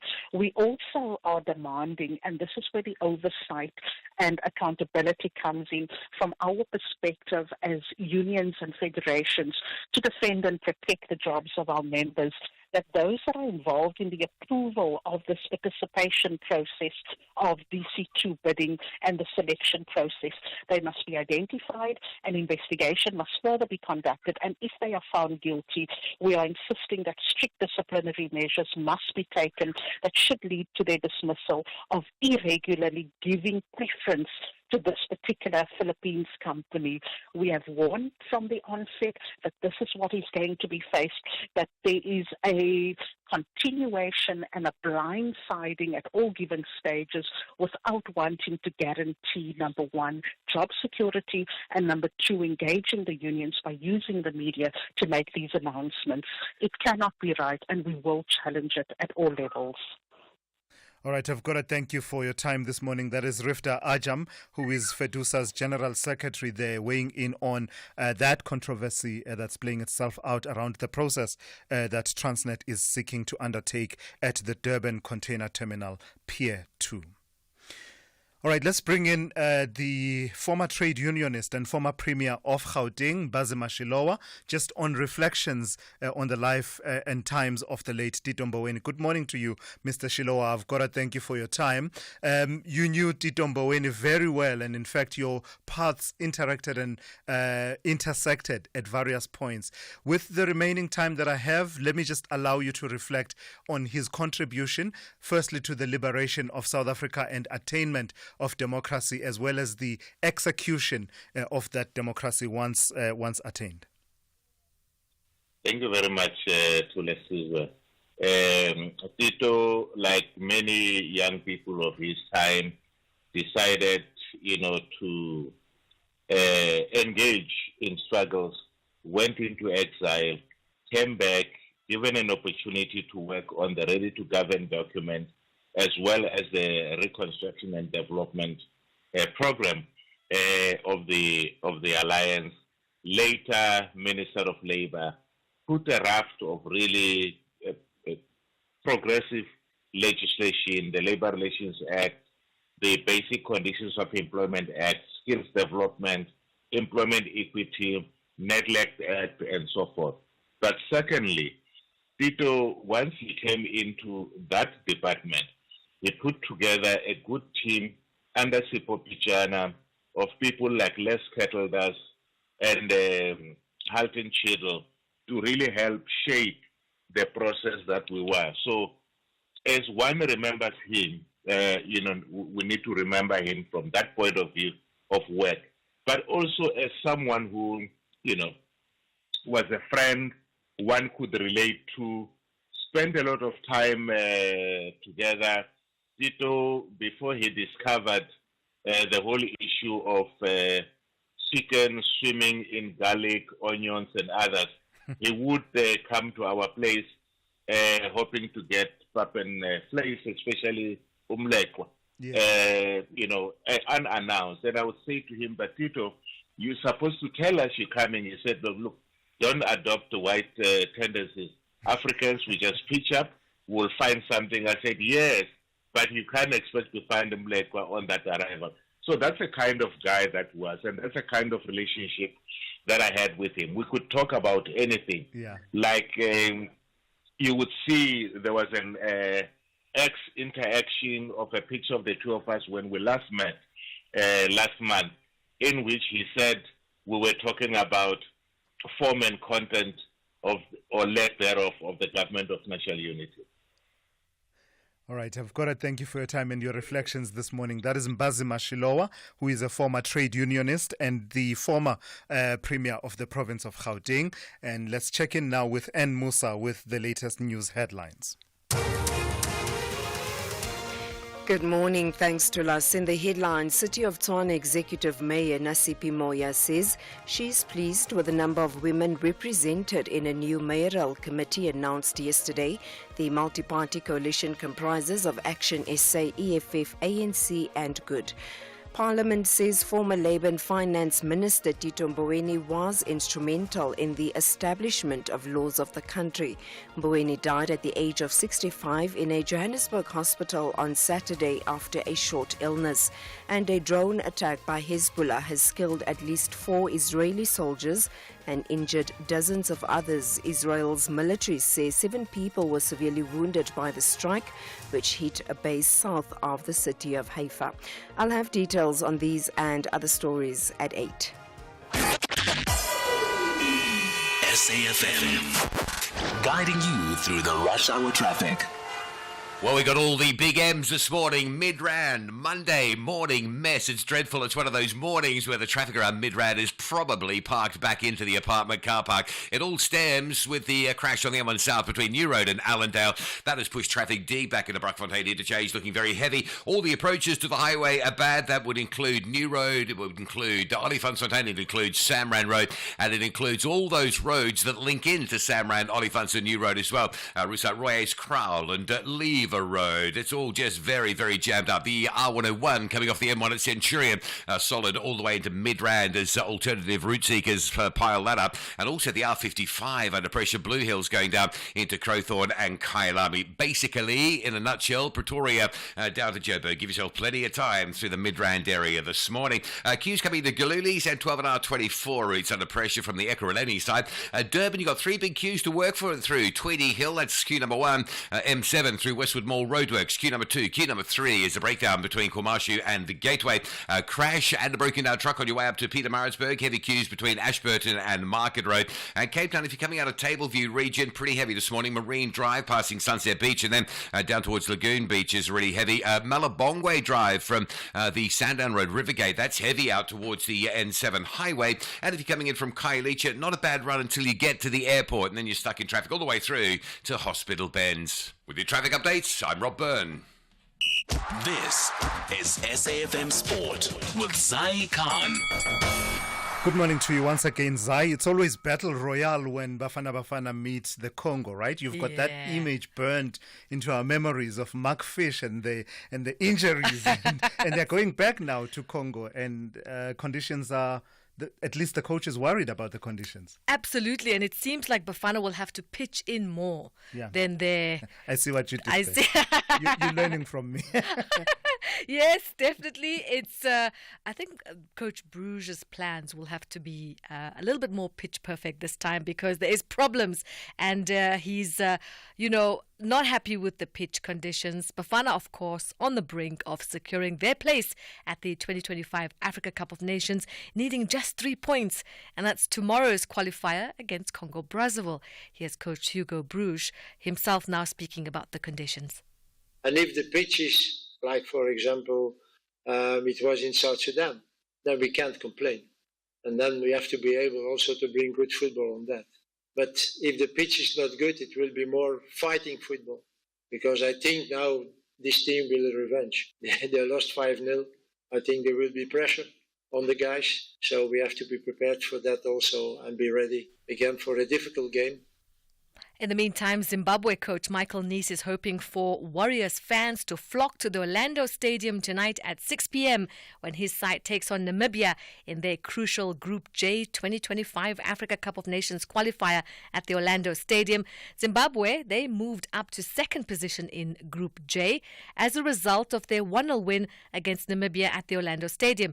Now, as it stands, Namibia sits on the bottom of Group J and have now recorded 3 consecutive defeats in their AFCON qualifying bid. Closer to home, Kaizer Chiefs needing penalties to outwit Maruma Gallants in the Kufa Cup at the Free State Stadium yesterday. Bruce Bavuma saving 2 penalties to ensure Chiefs won 4-3 in the shootout. Now, the South Africa team were crowned champions in both the boys and girls competitions at the CAF African School Football Championships COSAFA qualifier that took place at Walvis Bay, Namibia, as they defended their title to secure a place at the finals. The boys beat Zambia 4-2 on penalties after they played to a 1-1 draw, while the girls had to come from behind. They defeated Malawi 3-1 in their decider. It maintains South Africa's 100% record in the competition, having won both the boys and the girls competition in the previous 2 editions in 2022 and 2023. The girls' side went on to be crowned African champions, and that was in Zanzibar in May. Tennis action, Novak Djokovic missed the opportunity to claim the 100th title of his stellar career as Jannik Sinner won a high-quality Shanghai Masters final 7-6, 6-3. Arina Sabalenka becoming the first woman, and that's to win the Wuhan Open 3 times as she fought over Zhang Qiwen, and that was in yesterday's final 6-3, 5-7, 6-3. And that's how we wrap up your sport on the Morning Brief. We'll bring you more at the top of the hour. For SAFM, I'm Zai Khan. The Business Update on SAFM. Let's bring in Dowling Lechela once again. Good morning to you, Dowling. So I suppose then that U.S. banks are part of where you go to check the pulse of the state of the U.S. economy, and you're going to tell us about how they are performing in as far as earnings are concerned. That's right, Tula. So U.S. earnings season kicked off on Friday with the banks starting things off. We had numbers from JP Morgan and Wells Fargo. In the third quarter, both banks recorded profit declines, though, with JP Morgan's earnings sliding 2%, while Wells Fargo saw an 11% decline. Now, these earnings come as the Fed delivered its first rate cut in the same period. And in light of that, net interest income has become a closely watched indicator. Net interest income measures the difference between what banks make from their lending and pay for their deposits. Wells Fargo's NII fell 11%, while JP's NII ticked up. It was up 3%. JP has warned that it expects income to decline on the back of those that rate cut that we did see. Both banks say lower income consumers are the ones that are most stressed and most stretched in terms of their spending and borrowing. Following the release of the earnings reports, shares in both stocks surged, though, as earnings topped expectations, indicating strength in the financial sector. This upbeat performance also fuels hopes for a soft landing for the U.S. economy, as those earnings weren't as down as initially expected. I love how diverse your company news offerings are, and Dowling, I must say. So Zeda Holdings. Who's Zeda Holdings? Are they in Zeda Investments? Are they in agribusiness, and what do they do? That's right. So they are in agribusiness. It's a JSE-listed company, and they invest in a lot of fruit farms, vegetable farms that are based in South Africa. And it's been a tough 6 months for Zeda. They've reported a 77 million rand loss before tax.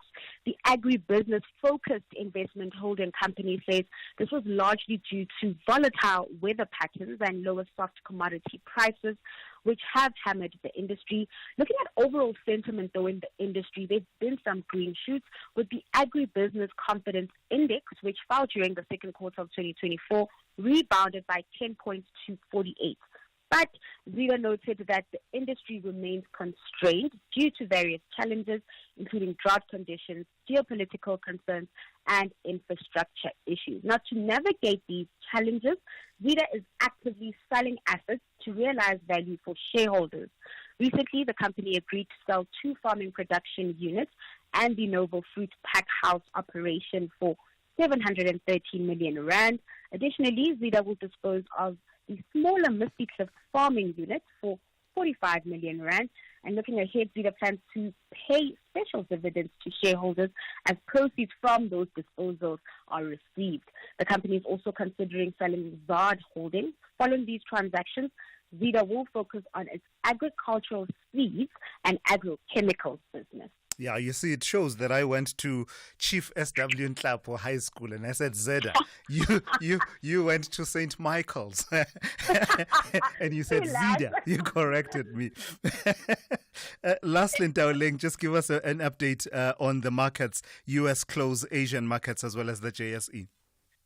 So starting things off in Asia, weak inflation and concerns around the Chinese economy taking center stage in that region. Despite that, though, the downbeat data doesn't seem to have really influenced activity today, as markets are mostly in the green. The Shanghai index leading gains there, up 1.8%. The Japanese Nikkei also trading in the green as overall market sentiment improves. That index gained 0.6%. In Wall Street, futures are flat, just under the flat line. Traders on that end preparing for even more bank earnings coming out this week, as well as commentary from top CEOs about the Fed's recent policy moves. Then we come back at home, the JSE upbeat, ending last week on a high. The all share up 0.89%. That also filtering through to the rand as volatility slows. The local unit is currently trading at 17.43 to the dollar. All right, I've got to thank you for that. That's Ntaoleng Lechela. She'll be back with one more update for you in news to do with the economy, business, as well as the markets. And that update, you can look forward to it just before the JSE opens, and that will be at around 20 to 9 this morning here on The Morning Brief. Is alcohol affecting your work? Is alcohol affecting your family? Is alcohol affecting your relationships? Visit aasouthafrica.org.za or call 086 143 5722. With Alcoholics Anonymous, you need never stand alone again.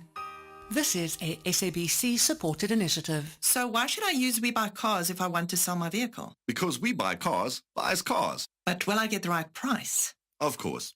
We Buy Cars buys thousands of vehicles and knows exactly what every vehicle is worth. Their buyers deliver exceptional service and pay you immediately. And how do I know what they'll pay for my vehicle? It's easy. Visit webuycars.co.za or use the We Buy Cars app. Follow the simple steps and voila, you'll know your car's value in no time. We Buy Cars. Quick, easy, the best. Are you blowing your paycheck on car insurance every month? Monica, 39 from Three Rivers, pays just 1,515 Rand a month for her 2018 BMW 320i. None of the insurance companies has come near to the price I'm paying. I am happy at Outsurance. I'm going nowhere. SMS out to 30754 now for a quick quote that could save you hundreds every month. You'll also find out about included benefits like panic assistance and help it out 24-hour roadside assistance. Yusuf, 45, from Tegadal, pays just 700 Rand a month for his 2021 VW Polo. Helped it out, took the family up to go and see the snow, and I got stuck. The service was quick, even though it was in a very remote area. Absolutely phenomenal service from our insurance. SMS out to 30754 now. That's out to 30754. Outsurance is a licensed insurer and FSP. T's, C's, and limits apply. Premiums are risk profile dependent and reviewed annually. Client comments do not constitute financial advice. Africa Update on SAFM. All right, let's turn to Sipho Mantula for that. And Sipho, good morning, and I hope you had a great weekend. Before we get into the stories you've got lined up, I imagine that you must have your own reflections on the life of Tito Mboweni and what he meant to the continent. Refreshing morning to us and Jumbo Africa to the listeners. Indeed, to us, when you look at the life of Tito Titus Mboweni, born in 1959, leaving us on in 2024, very interesting moment if you can look at his relation to the continent from Lesotho, Mozambique. Remember, I used to say he can be called an international exile kid who was born outside, looking at Zambia, Angola, Tanzania, and broadly his views on hating xenophobia or Afrophobia. I saw the tweet coming from AU chairperson Musa Faki saying that he has also played a role in the AU reforms and was also the chair of the AU Peace Fund. He has played a key role, hence the message from AU say, Hamba Kahle, our dear brother from South Africa. Very interesting message coming from Addis Ababa about the life and times of Titus Tito Mboweni. Yeah, it just tells you the impact that he had beyond South African borders. Let's turn now to the stories you've got lined up for us. The elections have happened in Mozambique, and it's the thumbs up from the SADC Election Observer Mission. That is coming from the former president of Zanzibar, who was heading the SADC Observer Mission, Dr. Amani Karume, who have said that the elections were orderly, peaceful, and there is still counting. One can say tallying and the announcement of the results yesterday coming, saying that the capital city has been taken by Frelimo with 54%, meaning Daniel Chapo has got the capital city, and the independent candidate Vanessa Mondlane, who has been on the media claiming he has won, got only 34%, and from Renamo they only got 9.6% from the capital city of Mozambique. The results, like I said, to us, are expected in 2 weeks, but with this started giving them a thumbs up. The Commonwealth have their own views. We still wait for the AU. What will be their AU overview of these elections in Mozambique? Your second story, Sipho, I don't even want to believe it, but I guess, is it one of those, the great leader is doing fine, the great leader is quote-unquote fit as a fiddle? What's happening in Cameroon? Why can't people discuss the health of the president? Last week when we were away, we did spoke about that Paul Biya. There was rumors saying he has passed on when he was in Geneva on his medical routine checkup. Now, government says yesterday it is a matter of national security. Nobody should talk about the health of President Biya. It is the same like Gabon. If you remember, Ali Bongo, when he was sick, was never seen in the public. The same like Paul Biya, the 91-year-old president of Cameroon, that there were rumors that he has passed on to us, but now the government is saying that anybody who can report on the on the current president will be charged, and the Cameroonian media is also monitoring any media outlet that is reporting on the health and the whereabouts of the president. It must be difficult to conduct the kind of work that you and I do out in Cameroon right now. We'd be going to jail, you and I. In Geneva, I see that Ethiopia is taking up a position in the HRC, the Human Rights Commission, and you're saying that this brings about certain paradoxes. So there's a certain paradoxes looking at the conflict in 2020 in Tigray region, the current conflict with the the Oromia and the Amara region, the issues of several human rights violations in Ethiopia. But this is not for the first time Ethiopia becoming a member of the United Nations Human Rights Council. They've been there in 2013, 2016. They're going in for 2025 to 2027. But as you know, human rights organizations and critics are saying that this is a contradiction. It's a paradox for the UN to accept Ethiopia. For Ethiopia, for its foreign policy to us, it's a thumbs up for its image in terms of its position in the United Nations human rights system. And finally, in Zimbabwe, in Harare, you're telling us about the country detecting its first 2 mpox cases. And those cases, one of them come from an 11-year-old boy who was traveling from South Africa, and the other 24-year-old man was traveling from Tanzania. The government of Zimbabwe yesterday saying that they pick up those two cases, as well as Zambia has picked up one case. You know that this has been declared by the WHO as a global public health emergency, but it appears that the SADC region is managing this mpox disease that is ravaging the African continent. And lastly, Sipho, your historical archives, you're taking us to 14 October 1997, and it's a development that has to do with the TRC that was unfolding at the time. Correctly, Thulas. When you look at this month, it is most clear that they call it the TRC month because even the report of the TRC was being tabled. But 27 years ago, former ministers of apartheid, Andrew Flock, Rolf Botha, Rolf Meyer, Leon Wessels, appeared before the TRC and apologizing to us about their role that they've played, claiming also that they did not know what the then Security Council of Apartheid regime were plotting and how they were issuing killing methods to the freedom fighters, but they went before the TRC to apologize. Remember, Leon Wessels was also one of the Human Rights Commission commissioners, people like Ruth Meyer. We know him that he has also been influential in African peacekeeping missions. So these four apartheid ministers, they appeared before the Truth and Reconciliation Commission that was headed by the late Archbishop Desmond Tutu. Asante sana Thulas, as well in the conversation, SAFM observing the Africa Human Rights Month. Sipho Mantula there with your Africa update. Thank you for that, Sipho, bringing you that update every morning on the show here on The Morning Brief. SAFM, guiding you through the rush hour traffic. Well, the N1 South crash between New Road and Allendale has been cleared, but it's left some very heavy N1 South traffic from John Foster all the way down to sort of New Road. Highway approaches remain busy, particularly Olifantsfontein from Blue Hills. That's a disaster. Others are just ducking down the R55 at Blue Hills, causing delays on your way through to Kyalami. There's also an issue on the N14, the Krugersdorp Highway, again this morning. High crash zone this time of day on your way to Pretoria, and there's quite a backlog. N14, Krugersdorp Highway through Brockfontein and up towards John Foster Drive on the N1 North, so we'll keep an eye on that one for you. A lot of traffic around Pretoria this morning. Sifaka Makato out of Montana towards the highway and down to Moloto Road looking fairly solid. Joburg's N3 out of Alberton's N12 all the way through to Modderfontein Road.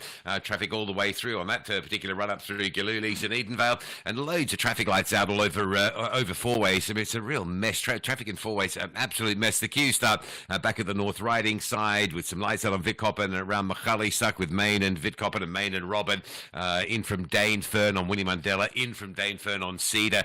You just can't get a gap, you can't get a clear route this time of morning because multiple lights are down, and they've been down for such a long time in that Greater Fourways area. Now, Durban through to Pietermaritzburg, crash between Ashburton and Market Road causing delays. The M4 Southern Freeway, collision near Blue Lagoon, so if you're driving into Durban from Umhlanga, that's heavy. There's also a breakdown near Umhlanga on the N2 going north in the roadworks, so from Queen Lundy Drive, it is quite a heavy backlog this morning. Cape Town, traffic out of Tableview under pressure, particularly Malabongwe Drive, Rivergate to Dunoon's N7, Marine Drive from Sunningdale all the way down to the second lights at Sunset Beach this morning is pretty heavily backed up, and still some queues out of Mitchell's Plain, new roadworks on the M7 up towards the R300, backlogging traffic on both of those routes out towards the Philippi and Samora Michelle sides. Rob Byrne, SAFM Traffic. And we went on a water safari, and Mom spotted a hippo, and it said, There is a place where you can see wonder and the wild, with breathtaking scenery and endless landscapes. Enjoy good food and embrace great taste. And the next day we went to the Reed dance. I saw the maidens handing over reeds to the mighty Zulu king, and the Zulu warriors chanting, Baye! Explore all this and more in the magical Zulu Kingdom. This message is brought to you by KZN Tourism and Film Authority. If you think you cannot afford a lawyer, think again. Clientele Legal has made professional legal services affordable for you. Whether it's a civil, criminal, or labor-related matter, we have a nationwide panel of attorneys standing by to assist you. SMS SAFM to 32195. That's SAFM to 32195 and we'll call you back. Clientele General is a licensed non-life insurer and an authorized FSP. Standard rates and terms and conditions apply.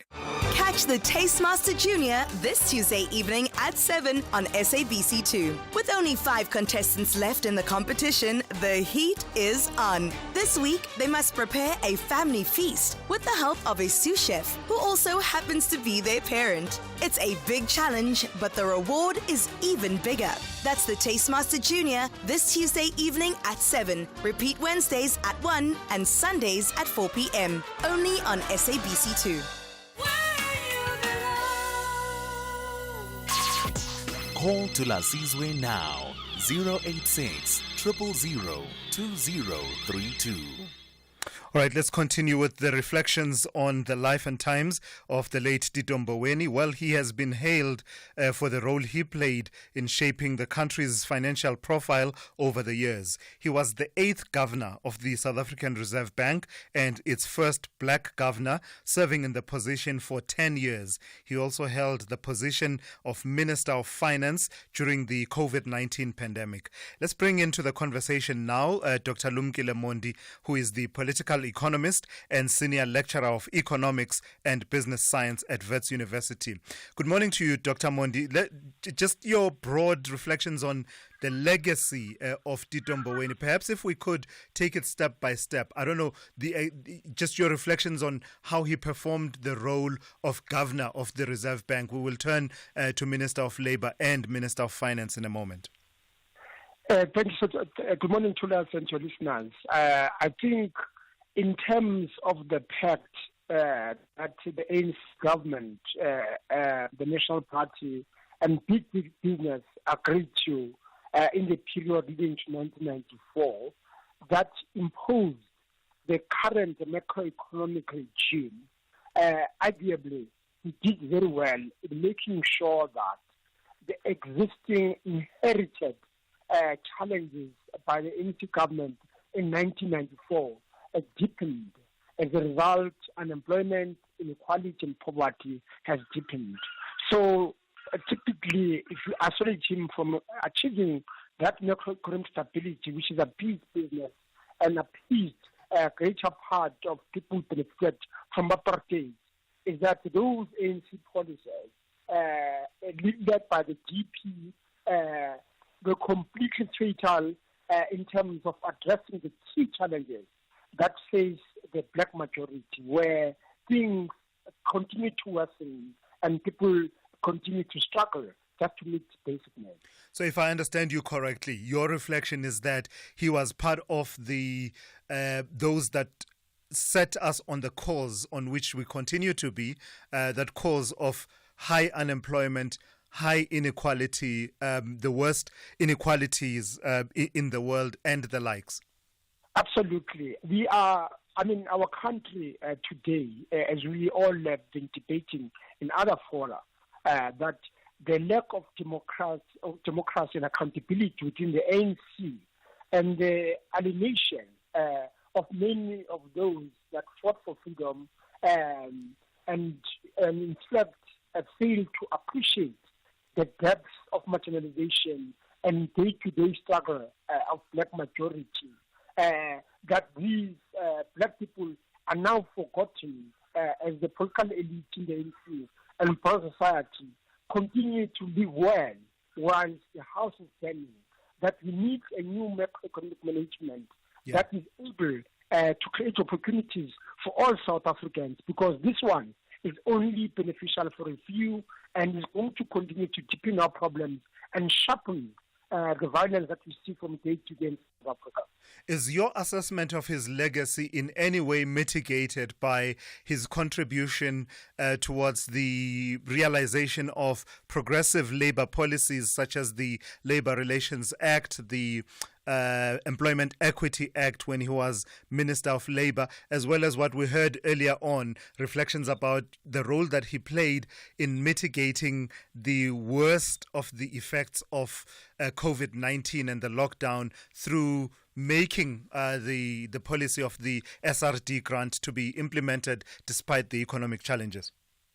Thulas, there is no doubt that, the insiders, those that are employed, are able to benefit from these policies. Yes, as far as the insiders are concerned, life has been better, and hence the deepening inequality, and also the extension of some of the grants that are provided to South Africans to try and survive are welcome.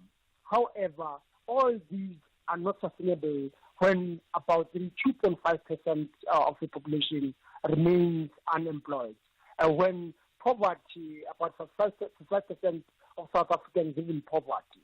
I think we need really a serious engagement with South Africans about the country we want, that we cannot have those of us who are benefiting from these policies when the majority of South Africans remain really in hardship, and that is not the debate, and we are all silent and continue on a macroeconomic management framework which does not benefit many South Africans at all. Right. I've got to thank you for your time and your reflections this morning. That's Dr. Lumkile Mondi, who is a political economist and senior lecturer of economics and business science at Wits University, bringing us to 8 a.m. and time for a news update with N. Musa. Essential cover from Outsurance pays out claims in cash, allowing you to choose your own panel beater. SMS CAR to 43187 now.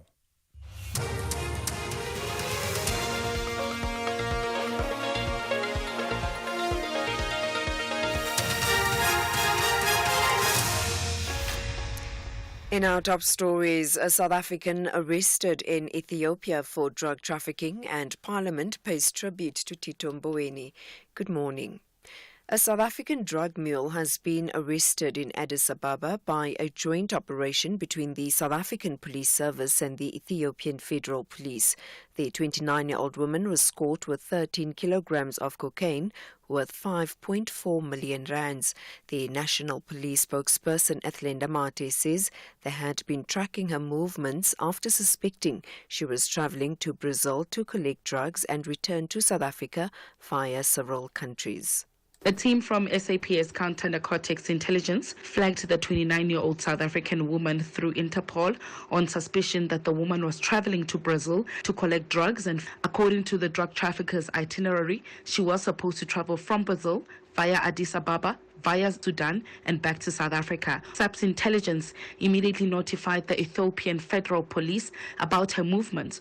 On arrival at Addis Ababa on the 12th of October, she was flagged and her luggage was checked, which confirmed that she was carrying 13 kilograms of cocaine. She was immediately apprehended and is expected to be charged and to appear in court in Ethiopia. The number of people who died in a shooting incident in Orange Farm, south of Johannesburg in the early hours of yesterday morning stands at 8, including the suspect. Police say the incident at Mukokotleng informal settlement occurred when a tavern owner and one of the victims had an argument. The tavern owner allegedly followed the victim home, where he fatally shot 7 people, including a 3-year-old child. The suspect later died in hospital from a self-inflicted gun wound. Police spokesperson Brenda Murudili. So the whole incident is basically 8 deceased and 2 injured, 8 including the suspect. Preliminary reports suggest that one of the victims went to the tavern not far from the victim's home, and he wanted to buy alcohol, but then the tavern was already closed. So he had an altercation with the owner, and then he left and went home. But then the owner followed him, and then when he got to the house, he just entered and started shooting randomly. City of Tshwane's Executive Mayor Nasipi Moya says she's pleased with the number of women represented in a new mayoral committee announced yesterday. The multi-party coalition comprises of Action SA, EFF, ANC and Good. Former Tshwane Mayor Celia Brink was voted out through an ANC motion of no confidence 2 weeks ago.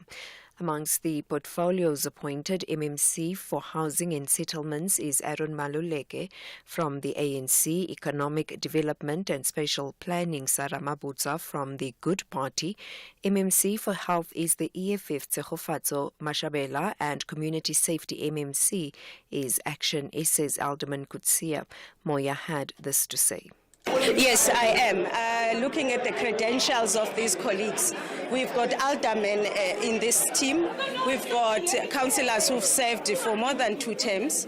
We've got councillors that have served as Section 79 committees. We've got MMCs that have served as MMCs. And also we've got senior leaders of these councillors are senior leaders in their own political parties. So this is not a junior team. These are people that have been working for the city, and I believe that they will continue the work that they've been doing in a different capacity. But I truly believe that this is the strongest team that the coalition can give me.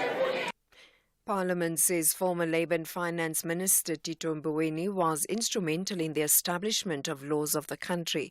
Mboweni died at the age of 65 in a Johannesburg hospital on Saturday after a short illness.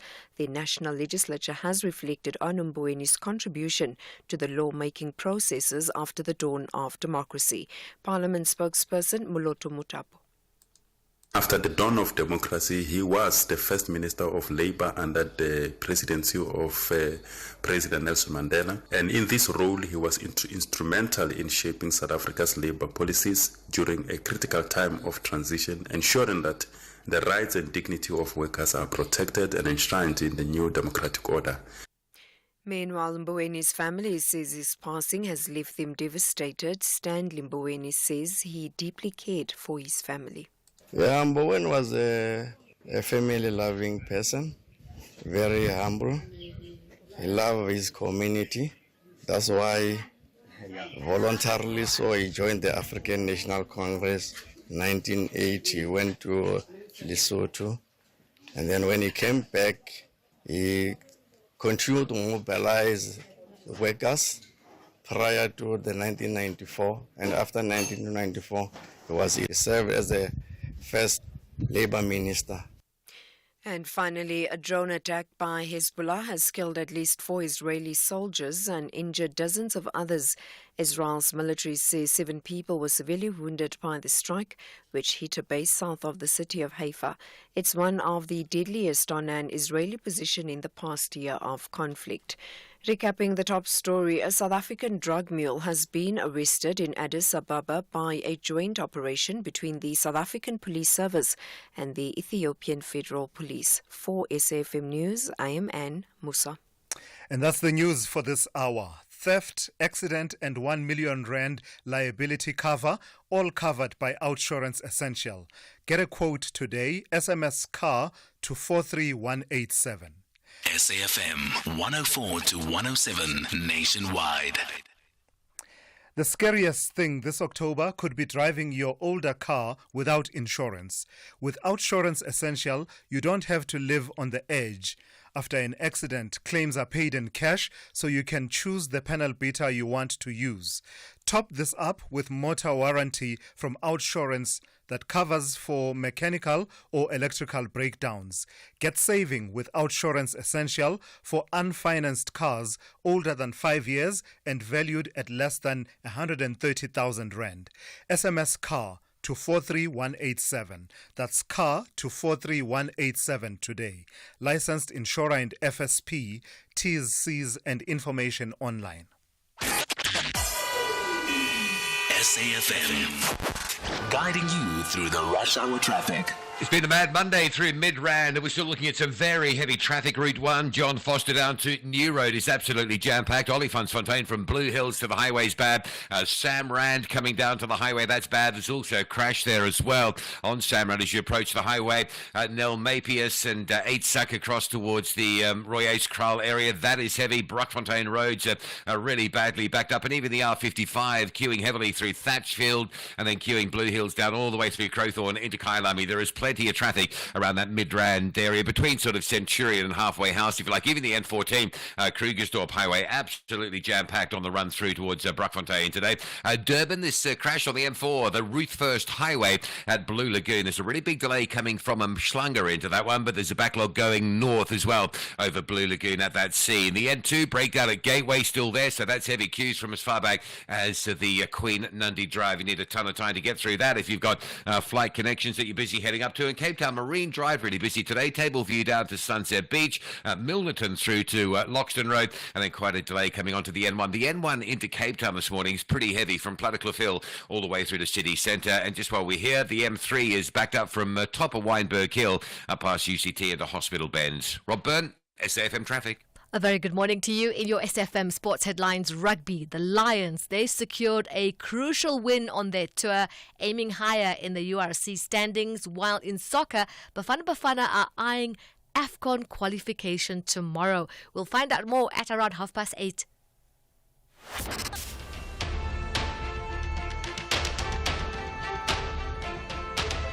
The Morning Brief with Thulasizwe Simelane.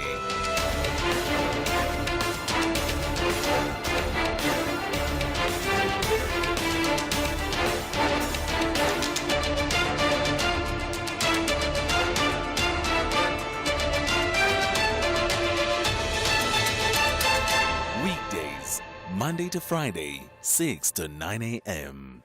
You're listening to SAFM, Conversations That Move Us. Good morning, South Africa. It's good to be with you this morning. We are into the third hour of the Monday edition of the Morning Brief, and quite a number of conversations that have been on the go for the last 2 hours. The reflections on the life and legacy of the late former Minister of Finance and former Governor of the Reserve Bank, Tito Mboweni, many hailing his contribution towards setting South Africa on the macroeconomic path that the country continues to be on. But I was interested to hear the reflections of the economist Lumkile Mondi towards the end of the last hour, who brought an alternative view on that legacy and basically talked about how the macroeconomic policies have contributed to landing us where we are, where we have high unemployment as well as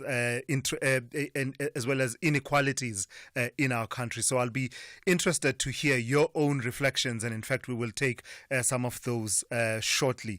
We do have your regulars lined up for you in this hour with N. Musa, Rob Byrne, Zaikan, Ndauleng Lechela. But importantly, as I said, we want to take as many of your calls as we can, and the number to dial for that is 086 000 2032, and also your WhatsApp voice notes. You can send those to 061 410 4107. The third hour of the Morning Brief starts now. South African Airways is expanding in the DRC. We now offer direct flights from Johannesburg to Lubumbashi, the heart of the DRC's mining hub. Our convenient arrival time allows seamless connections to key regions like Ndola and the Copper Belt, opening up new growth opportunities. Traders can benefit from our generous baggage allowance, while SAA's superior aircraft belly capacity ensures your cargo reaches most parts of Congo on the same day. Book now at flysaa.com or contact your travel agent. South African Airways, connecting Africa to the world, one flight at a time. Outsurance are experts in what they do. They get to understand what type of business are you doing so that they can insure you properly. It actually validates why we're with them. If you haven't called Outsurance yet, what are you waiting for? Switch to Business Outsurance today and you could get a massive 20% discount on your business insurance premium. SMS quote to 43328. That's quote to 43328 to switch and save today. Licensed insurer and FSP. TCs and information online. And we went on a water safari and Mom spotted a hippo and it said There is a place where you can see wonder and the wild, with breathtaking scenery and endless landscapes. Enjoy good food and embrace great taste. And the next day we went to the Reed Dance. I saw the maidens handing over reeds to the mighty Zulu king and the Zulu warriors chanting, Baye! Explore all this and more in the magical Zulu Kingdom. This message is brought to you by KZN Tourism and Film Authority.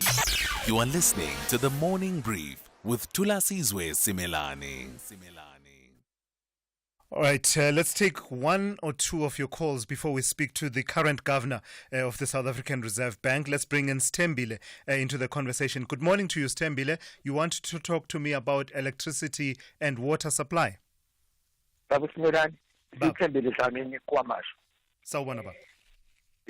Yeah. Electricity and water in fact, it should be provided for free to all the South African citizens. I'm talking about electricity and water, especially for people who are not especially for people who are earning less than 30,000 rand. And people who are earning plus 30,000 rand, including business, should pay for all those facilities. Number two, I'm not going to take long. I would like you to know if it's possible for you, Babu Simelane, to invite the major companies, the insurance companies, to come and explain to us that what do they do with the money that are not being claimed by the beneficiaries, the money that is kept there. Right. Lastly, let us not be fools to think that we have the power to vote or choosing any representative in a political space, because it is white and the Indian business that decides for us to be given 350 rand and any other laws that are proven to be very chaotic to us. All right, because the Askaris and the modern Askaris are the ones who are blocking the lower development. All right. Thank you very much. I hear you, Stembile. Thank you for that. Quite a number of interesting points he raises there. That conversation about what happens to those savings that are not claimed, that is quite interesting. And I do think there's potential for us to take that conversation forward, as well as the other issues about, I suppose, the indigency policies and ensuring that people who cannot afford to pay are spared from having to pay for those services that he mentions. Mabule in Polokwane, you want to talk about the late Tito Mboweni. Good morning. Good morning, Tulas. It's a great show. Thank you. One is really disappointed about the passing of the governor. And, you know, having watched him on Twitter, I really loved how he lived his life so simple, and he really valued South Africa as a whole. And the reason why I'm saying this is because I think one of the honor we must give him is to honor his name in the way he loved it. I mean, there were some tweets that he used to tweet about selling Limpopo and Mahuaskloof as a tourist destination, and I think he also loved cleanliness and so on. You know, there's one street, I don't know if you went last year in Polokwane, there's one main street that you enter Polokwane with, going to Mahuaskloof. It's called Crowler Street. I don't know who was Crowler. I really hope that street will be named after Tito Mboweni, because that's the route he would have been taking going to Mahuaskloof, just to honor his great work at the Reserve Bank and National Treasury and to the country as a whole. What an interesting suggestion you come up with there, Mabule. I've got to thank you for your reflections on the late Tito Mboweni. In fact, let's continue now with those reflections and bring into the conversation the current governor of the South African Reserve Bank, Lesetja Kganyago. Good morning, Governor, and thank you for your time. So let's start with your broad reflections on the life and times of the late Tito Mboweni. Well, I think that Tito Mboweni's big impact has got to be in shaping the policy of a post-apartheid South Africa. From the time that he worked on a document that was called Ready to Govern, to the work on the RDP, and all of that coming into government. But I think that for me, as a central banker, I think that the most significant contribution was his insistence at the time that the constitution was negotiated, that the central bank should be independent and shielded away from political interference. And I think that would have been a big contribution. But importantly was that when he became governor, he became governor in 1999. By 2000, together with Trevor Manuel, they introduced the inflation targeting framework in South Africa. And that shaped monetary policy for the next decade. It is still a framework that is being used. And at the time that it was introduced, there weren't that many emerging market countries that had this framework. And today, it is more than normal. Governor, we also do not have We lost you there for a moment, Governor, but we caught much of what you said in your opening of this conversation with me. Just tell me about the intersection of your paths between the two of you, because I understand that as you are talking about shaping the policy framework as well as such policies as inflation targeting, at some point you were the Director General in National Treasury and he was Governor of the Reserve Bank. Is that the period that you are referring to, during which you're saying he set us on this path of policies that you say are sustainable? Governor Lesetja Kganyago, I don't know if you can still hear me. All right, we do seem to have a bit of a problem, a bit of a challenge with the line to the governor there. Governor Lesetja Kganyago reflecting on his predecessor, the late Tito Mboweni, and just talking about his contributions to setting South Africa on a policy path. One of the issues that Governor Kganyago mentioned was the insistence of Tito Mboweni that the central bank needed to be independent and be able to carry out its mandate in a politically independent manner. But also towards just before the line faded there, he was talking about the policy of inflation targeting, which he says the Reserve Bank continues to apply to this day. Let's see if we can get the governor back on a better line and see if we can take that conversation forward. Here, there, and everywhere. SAFM 105.5 FM in Tabazimbi.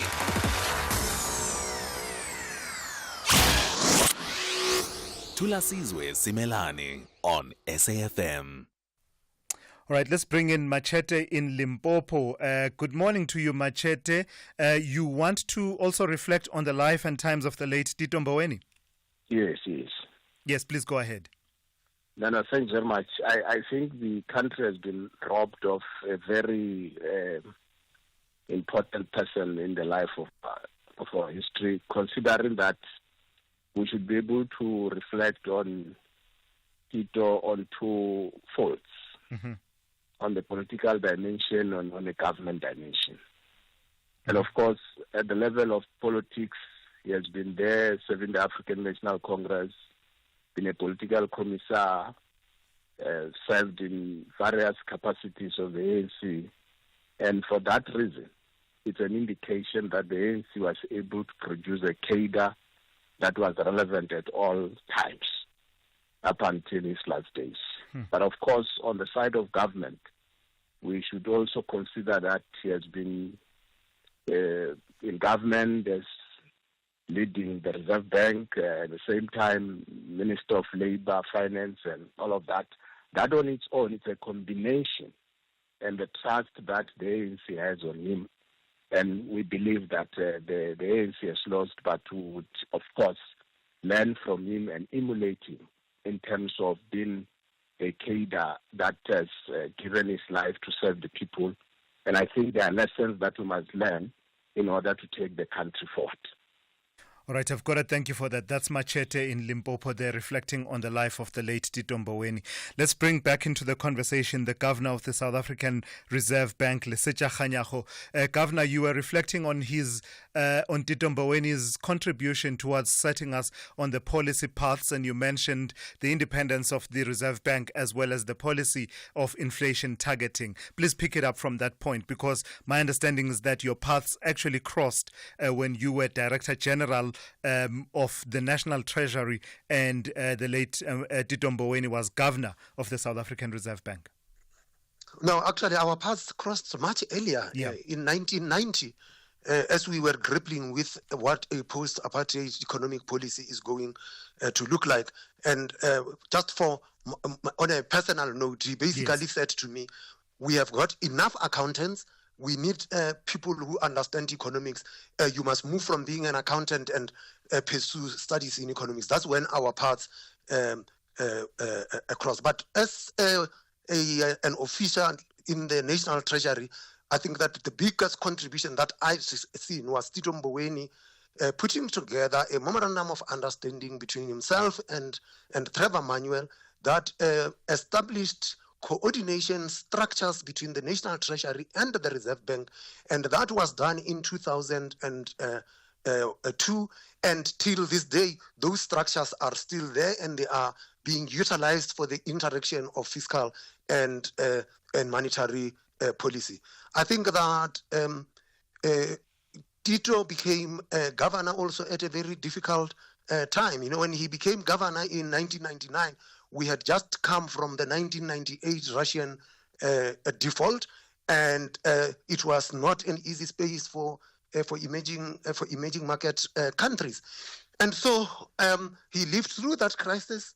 He lived through the rent crisis in 2001, our banking crisis in 2002, the global financial crisis, and then he comes back as the Minister of Finance, and then another shock, COVID. And if ever one needed a test about the resoluteness of policy making, that would have been the test, being able to weather so many economic shocks. What will you say to those reflections that are critical of the legacy?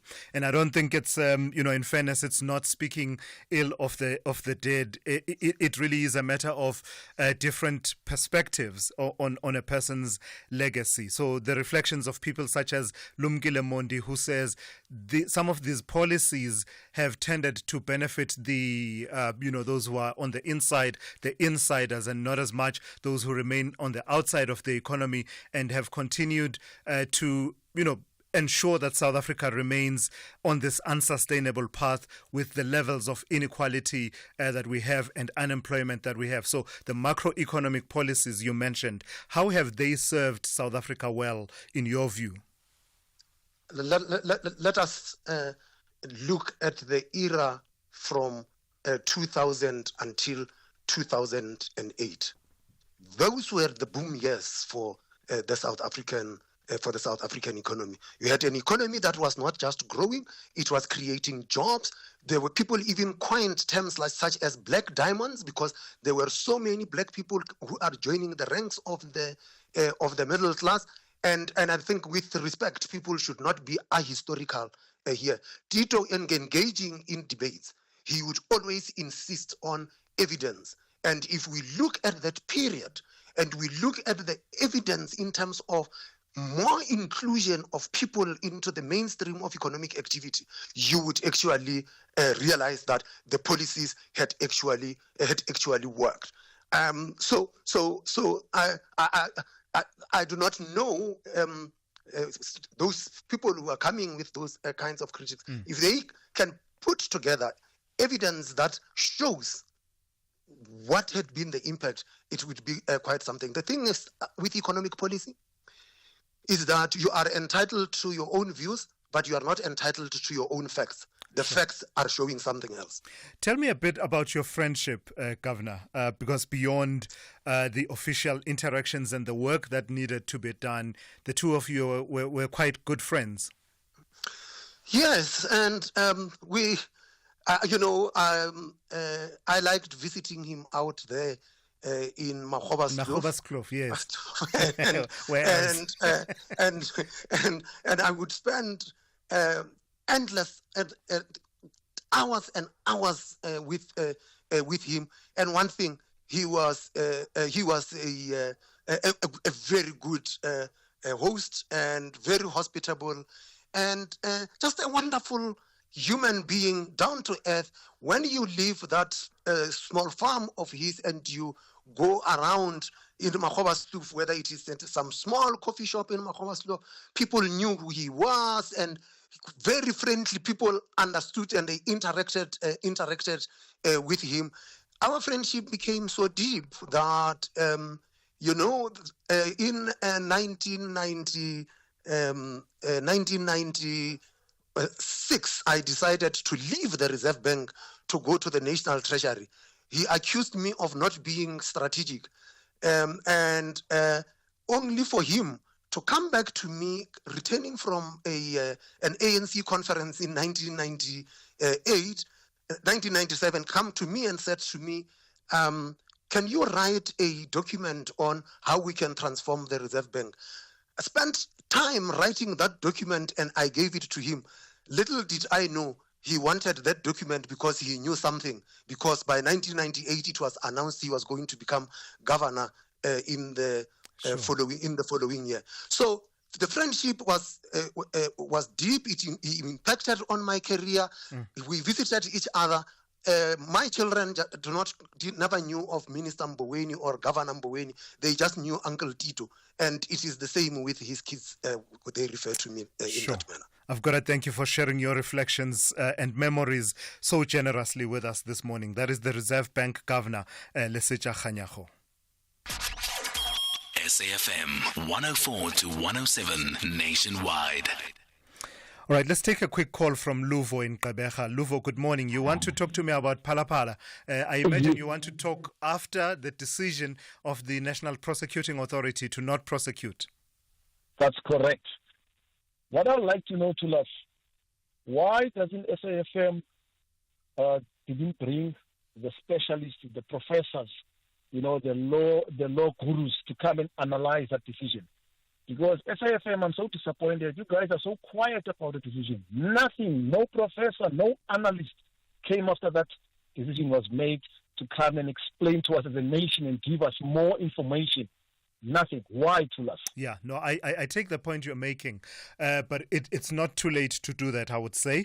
It is of significance, the decision to not prosecute anyone from the NPA. And in fact, it would be even better if we had the NPA themselves accounting for that decision. How's that? Great stuff.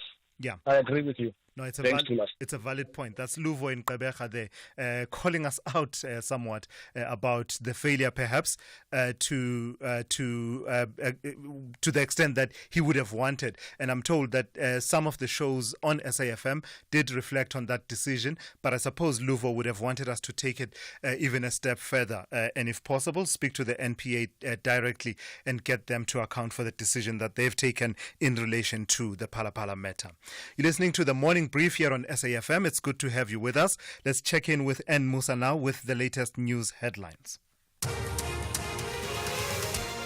Good morning. Thanks, Thulas. In the headlines, the SACP has denounced the conduct of ANC officials' attempt to isolate its General Secretary Solly Mapahila, speaking at a media briefing yesterday following a 3-day meeting of the Central Executive Council. A South African drug mule has been arrested in Addis Ababa by a joint operation between the South African Police Service and the Ethiopian Federal Police. And City of Tshwane's Executive Mayor Nasiphi Moya says she's pleased with the number of women represented in a new mayoral committee announced yesterday. I'll have details on these and other stories at 9. SAFM, guiding you through the rush hour traffic.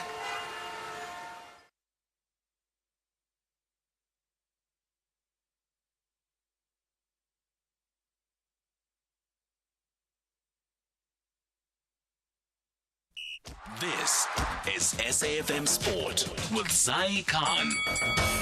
All right, Zai, good morning once again. You're focusing on rugby in this hour, and the Lions had a good outing while on tour. Oh, yeah, they roared their way. Yeah. They are roaring. I love that.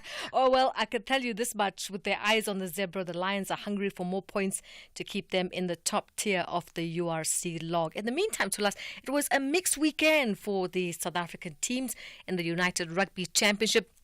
The Bulls also shining with the 29-19 win over the Ospreys, and that was thanks to 2 tries from Kurt-Lee Arendse, marking their 3rd consecutive victory. Lions also starting strong in their overseas tour, edging the Dragons 23-19, climbing into 3rd place. However, the Sharks, they had a tough day at the office. They had a 38-10 loss to Benetton. Stormers outclassed 38-7 by Edinburgh. Now, both the Sharks and the Stormers face must-win games at home, with key Springbok players set to return to action. Bafana, they are on the brink of securing their place at the 2025 Africa Cup of Nations, needing just 3 points in tomorrow's crucial qualifier against Congo-Brazzaville. Coach Hugo Bruges, however, has raised concerns about the synthetic pitch at the Alfonso Masamba Debat Stadium, drawing from past experiences. Despite a convincing 5-0 win last week, Coach Bruce warns that Congo will be out for revenge. And if the pitch is, like for example, it was in South Sudan. Then we can't complain. And then we have to be able also to bring good football on that. But if the pitch is not good, it will be more fighting football. Because I think now this team will revenge. They lost 5-0. I think there will be pressure on the guys. So we have to be prepared for that also and be ready again for a difficult game.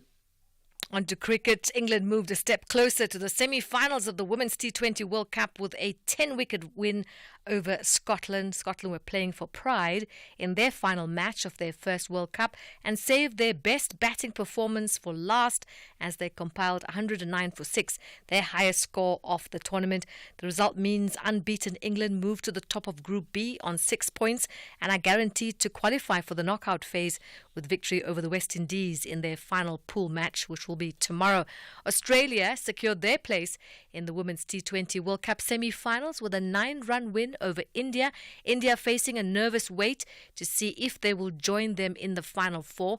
The defending champions Australia are certain of topping Group A after winning all 4 games, but second place India need New Zealand to lose to Pakistan tomorrow and stay ahead of both sides on the net run rate to progress. Golf England's Dan Bradbury emerged from a highly congested leaderboard to claim his second DP World Tour title in the FedEx Open de France. The 25-year-old from Wakefield, who won the Joburg Open in November 2022, is just his third start, held his nerve to par the daunting 18th for a closing 66, setting a clubhouse target of 16 under par. And finally, athletics Kenya's Ruth Chepngetich obliterated the women's marathon world record in Chicago, taking nearly 2 minutes off the previous best to win in an unofficial time of 2 hours, 9 minutes and 56 seconds. Ethiopia's Sutume Kebede crossed the line. That was second, while Kenyan Irene Cheptai third. That's how we wrap it up here on the Morning Brief Sport. We'll have more for you on SAFM around 12:30. I'm Zai Khan. SAFM, guiding you through the rush hour traffic. Still very busy through the Midrand area, not only the N1, but also generally the Midrand sort of corridors that run into or parallel to the N1 highway. So between Brockfontein and Halfway House, there's very little movement across multiple lanes. That side, crash N1 south at William Mandela, so coming from Ravonia Road down into the four-ways off ramp quite slow. And the R21 northbound queuing up between Pomona Road and the R23 Benoni exit. That's where the roadworks are this morning. If you're leaving the airport, there's more delays just after Olifantsfontein up at Clayville at that sinkhole site. That hasn't been slow for a while, but it is today. Durban, the breakdown on the N2 North going into Gateway. It looks like it's just being cleared, but there's a really big backlog from Queen Nandi Drive, the Kumashu Highway and Chris Hani onto the N2. Pretty heavily backed up as well this morning. A lot of congestion out that side of Durban. Cape Town, the M7 out of Mitchell's Plain stays busy to the R300, but it is starting to ease. Easing conditions as well. Table View through Pardon Island on Marine Drive. Still busy, but looks like the great big volume has got through, so things are busy but easing. And the N1 from Plattekloof Hill stays tight all the way through the elevated freeway, Foreshore and City Centre. With your traffic update, I'm Rob Byrne. The business update on SAFM. Let's say good morning to Ndauling Lichela once again. And Ndauling, I see that the two ports have been open for quite some time, and South Africans are dishing up to their heart's content to the tune of some 21 billion rand, you tell us. At this point. Now, sorry, Ndauling, I sort of was delayed in bringing you in there. Yeah, go ahead. Yes.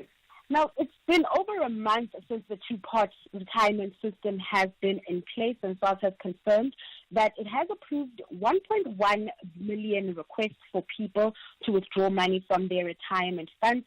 The total amount paid out so far is 21.4 billion rand. The National Treasury expects to generate 5 billion rand in tax revenue there from this new pensions regime in 2024-2025. Now, out of the 1.2 million applications received, SARS approved 1.1 million tax directives. Others were declined due to incorrect identity numbers, tax numbers, and other reasons. SARS has also identified 213,654 taxpayers who intentionally understated their income to secure a more favorable tax rate. SARS Commissioner Edward Kieswetter warned that such conduct borders on criminality and will result in penalties. Taxpayers withdrawing from their retirement funds are subject to a marginal tax rate of 18 to 45%, depending on their salary scale. Now, before releasing funds, retirement fund managers must deduct outstanding debt on behalf of SARS unless the taxpayer has a payment arrangement in place. And to make things easier, SARS says it also has online tools to help people calculate how much tax they'll have to pay. These tools have also just been gaining popularity over the past month. Retirement fund administrators, in the meantime, are processing claims quickly, with some handling over 20,000 requests in just 2 days. Estimates suggest total withdrawals for the year will range from 20 billion rand to 100 billion rand. The SARB, in the meantime, predicts pension funds will see withdrawals totaling 40 billion rand in the fourth quarter of this year. Sure. So it's quite interesting that not only will SARS be benefiting in terms of revenue collection, but also it's now picking up areas of non-compliance. Let's talk a bit about mining news. Exxaro is eyeing manganese assets. What's that all about? That's right. So South Africa's largest coal producer is diversifying its business by shifting focus to manganese mining. CEO Nombasa Tsengwa aims to make Exxaro a major manganese player, leveraging South Africa's position as the world's largest exporter of mid to high-grade manganese ore. Manganese is used in steel production, accounting for 93% of demand, and is also growing in demand for battery-grade applications in the EV and renewable energy markets. After losing out on a copper mine in Botswana last year, Exxaro realized that copper assets had become a bit too expensive, and someone noted that manganese assets are more affordable and aligned with the company's strategy on focus on green metals. Exxaro plans to acquire manganese projects or assets and explore copper opportunities with partners, though. Now, the coal miner says despite the energy transition, coal demand is expected to remain steady, with Eskom delaying the decommissioning of power stations until 2030. But Exxaro's coal business has been impacted by Transnet's poor rail performance, which has reduced exports.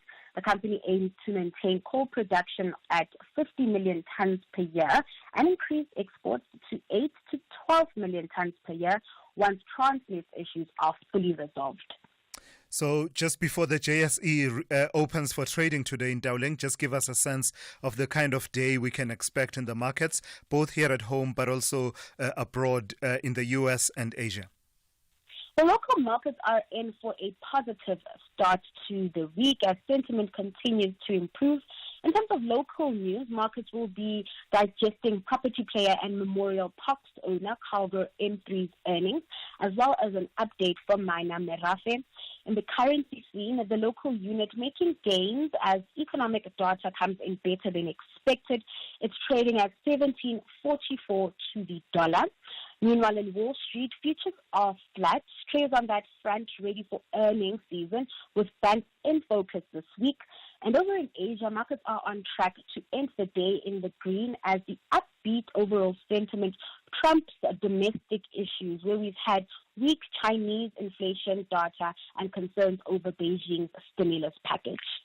All right, have yourself a great day. That's Ntauleng Lechela there. She's been watching all news to do with business, the economy, as well as the markets from here at home and around the world throughout the morning here on The Morning Brief.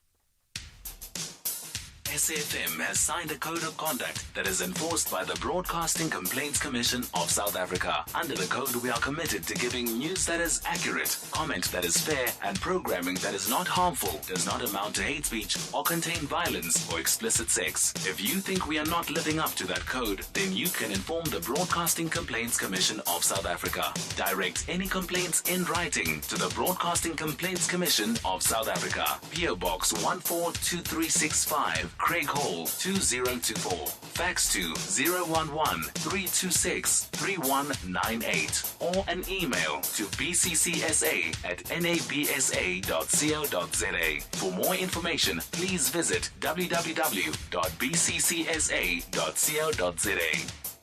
SAFM 104 to 107 nationwide, leading the conversation. You're listening to the Morning Brief here on SAFM. Let's continue taking tributes and reflections on the life of the late Tito Mboweni. And to help us do that, let's bring in Zwelinzima Vavi, who is the General Secretary of the South African Federation of Trade Unions. Good morning to you, Mr. Vavi, and thank you for your time. Let's start with your broad reflections on the life and upon hearing about the passing on of the late Tito Mboweni. Good morning to you, Thulas, and congratulations to you. I've been speaking to you since the 1st of September when you came in. I'm so happy that glass of water that made us not to be friends is now water under the bridge. You had to go there. I'm sorry for that. Not a problem. Please go ahead. But thank you very much for this opportunity. Tito Mboweni was a unionist, and Shiloh was so correct. He was stationed in Lesotho as a young trade union activist who, together with his generation and the generation before him, we remember John Gadimeng and Stephen Dlamini, who ensured that we, as the young trade union movement emerging from the 1973 Durban strikes and the product of the 1979 Vienna Commission, does receive support. Then we received loads of international support that strengthened COSATU in particular, but also strengthened the labor movement as a whole in our country. We salute him. We salute Stephen Dlamini, John Gadimeng. We salute all of that generation. I hope that they are listening. And many of them are everywhere else and now quite seriously graying. That's the first Mboweni we want to speak to and about. Secondly, Mboweni, with that background, understood the prescript of the Constitution that enshrined the most fundamental rights in the Constitution of our young democracy, 1994-1995, that gave workers rights such as the right to form unions, to collectively bargain, to embargo on a strike in case of disputes, to negotiate union security agreements such as the closed shop and agency fee. And using that framework, which, by the way, you will not see that anywhere in the world. And that's why, with all of the criticism we have, we always bear in mind that we must remember the positives as well. That framework doesn't exist in the world. And Mboweni understood that, and he took that as a weapon to transform the apartheid labor market and to introduce a raft of largely progressive laws, the LRA, the Basic Conditions of Employment Act. I was saying in another interview, loads of workers take for granted the rights that they enjoy under the Basic Conditions of Employment Act. The very right to be regarded as a worker had to be struggled for. Colored workers, so-called colored workers, were only recognized in 1967, first time, as just workers. The so-called African workers, black workers, were only regarded after 1979 as not just forming part of the tools of the employer, but as workers. And the Basic Conditions of Employment Act gives workers the right to tea time, to overtime, to not work on Sunday under duress or to be compensated for working on public holiday, maternity leave benefits, and all of that. So, given thanks to Mboweni's stewardship of the labor market from the colonial apartheid era into a modern democracy. Interesting that you started by describing him as a unionist and then outlining the kind of role that he played in the growth of the trade union movement, and then talking to the policies when he was now leading in government. But I can't imagine that being at the apex of implementing macroeconomic policies, that there were no disagreements between you as a formation, as Labour, and him in that role, in the various roles that he played. How was he as a, opponent, or perhaps someone on the other side of the argument? We were disappointed that when he was given an opportunity to head the Reserve Bank, he chose to pursue the Crystals program, the neoliberalism, the monetary policies that led to the removal of the exchange controls that allows the South African firms to list overseas, and that allowed 300 to 400 billion rands in illicit cash outflows, mispricing, and therefore that robbed this country resources that we seriously need. We had fundamental disagreements with him when, as a Minister of Finance, he pursued the very same program that was implemented by Derek Keys and the so-called fiscal consolidation, obsessed with the need to reduce the debt, the GDP to debt ratio, and yet we have a history in this country where the debt to GDP ratio was hitting 112, 111 between 1930, and that led to massive reindustrialization and the creation of the state-owned enterprises as we know it on the eve of 1994. We were very angry that he justified the reduction of the corporate taxes that were sitting at their peak at 52% in 1993 and down to 27%, again robbing the country of the resources we need to get rid of the informal settlements, the housing backlogs, the crisis of unemployment, poverty, and inequalities. And in our view, the overall macroeconomic policies that the government has pursued, including during the tenure of Comrade Tito Mboweni, is what have brought the ANC where it is now, a party of just about 39-40%. Right. The crisis of unemployment, poverty, inequality is not being spoken enough in our radios and television. The South Africa of today is in a precipice.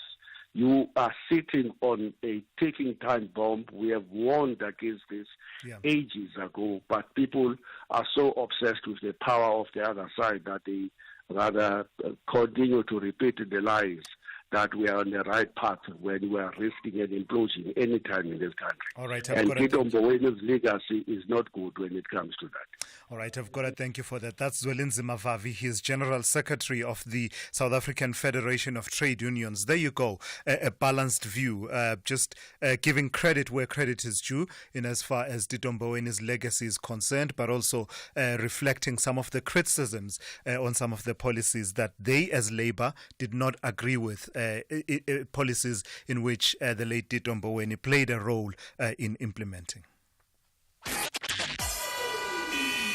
SAFM, guiding you through the rush hour traffic. Now, it's still very slow through the Midrand area this morning. It all stemmed from that earlier crash before Allendale. It's been cleared up a while, but it just has made sure of a backlog through the area. And as more traffic comes into the region, it just stays pretty heavily congested. So N1 from Brockfontein down to about New Roads heavy. The old Joburg Road alternative that runs parallel is pretty heavily backed up.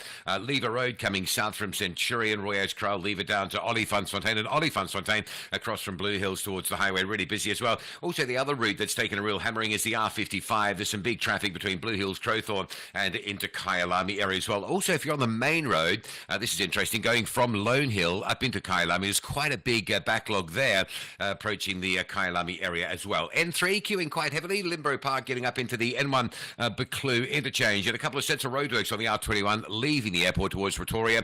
First queue at the Benoni off-ramp, and then secondary queues after Olifantsfontein up by that sinkhole problem. Now, Durban, we had a broken down vehicle that caused mayhem this morning on the N2. It was cleared and straight away replaced by another. And the figures show a lot of these broken down vehicles on Durban's N2 between Spaghetti Junction and Gateway, just simply motorists running out of petrol more often than not. It's a high level of no petrol incidents. So another one this morning. It means traffic stationary from sort of halfway between Inanda and Queen Nandi Drive. That's where you'll pick it up, and you won't get out of the traffic until you got past the Gateway exit. Eastern Cape motorists, just note the N2 today will be closed between Makhanda and Fish River Pass for potentially 3 hours. 3 p.m. until 6 p.m. is the blast and clean-up window today. Probably more likely to be a 2-hour restriction, but either way, from 3 p.m. you'll be diverted along the R72. So just keep that in mind if you've got any plans to travel that way today.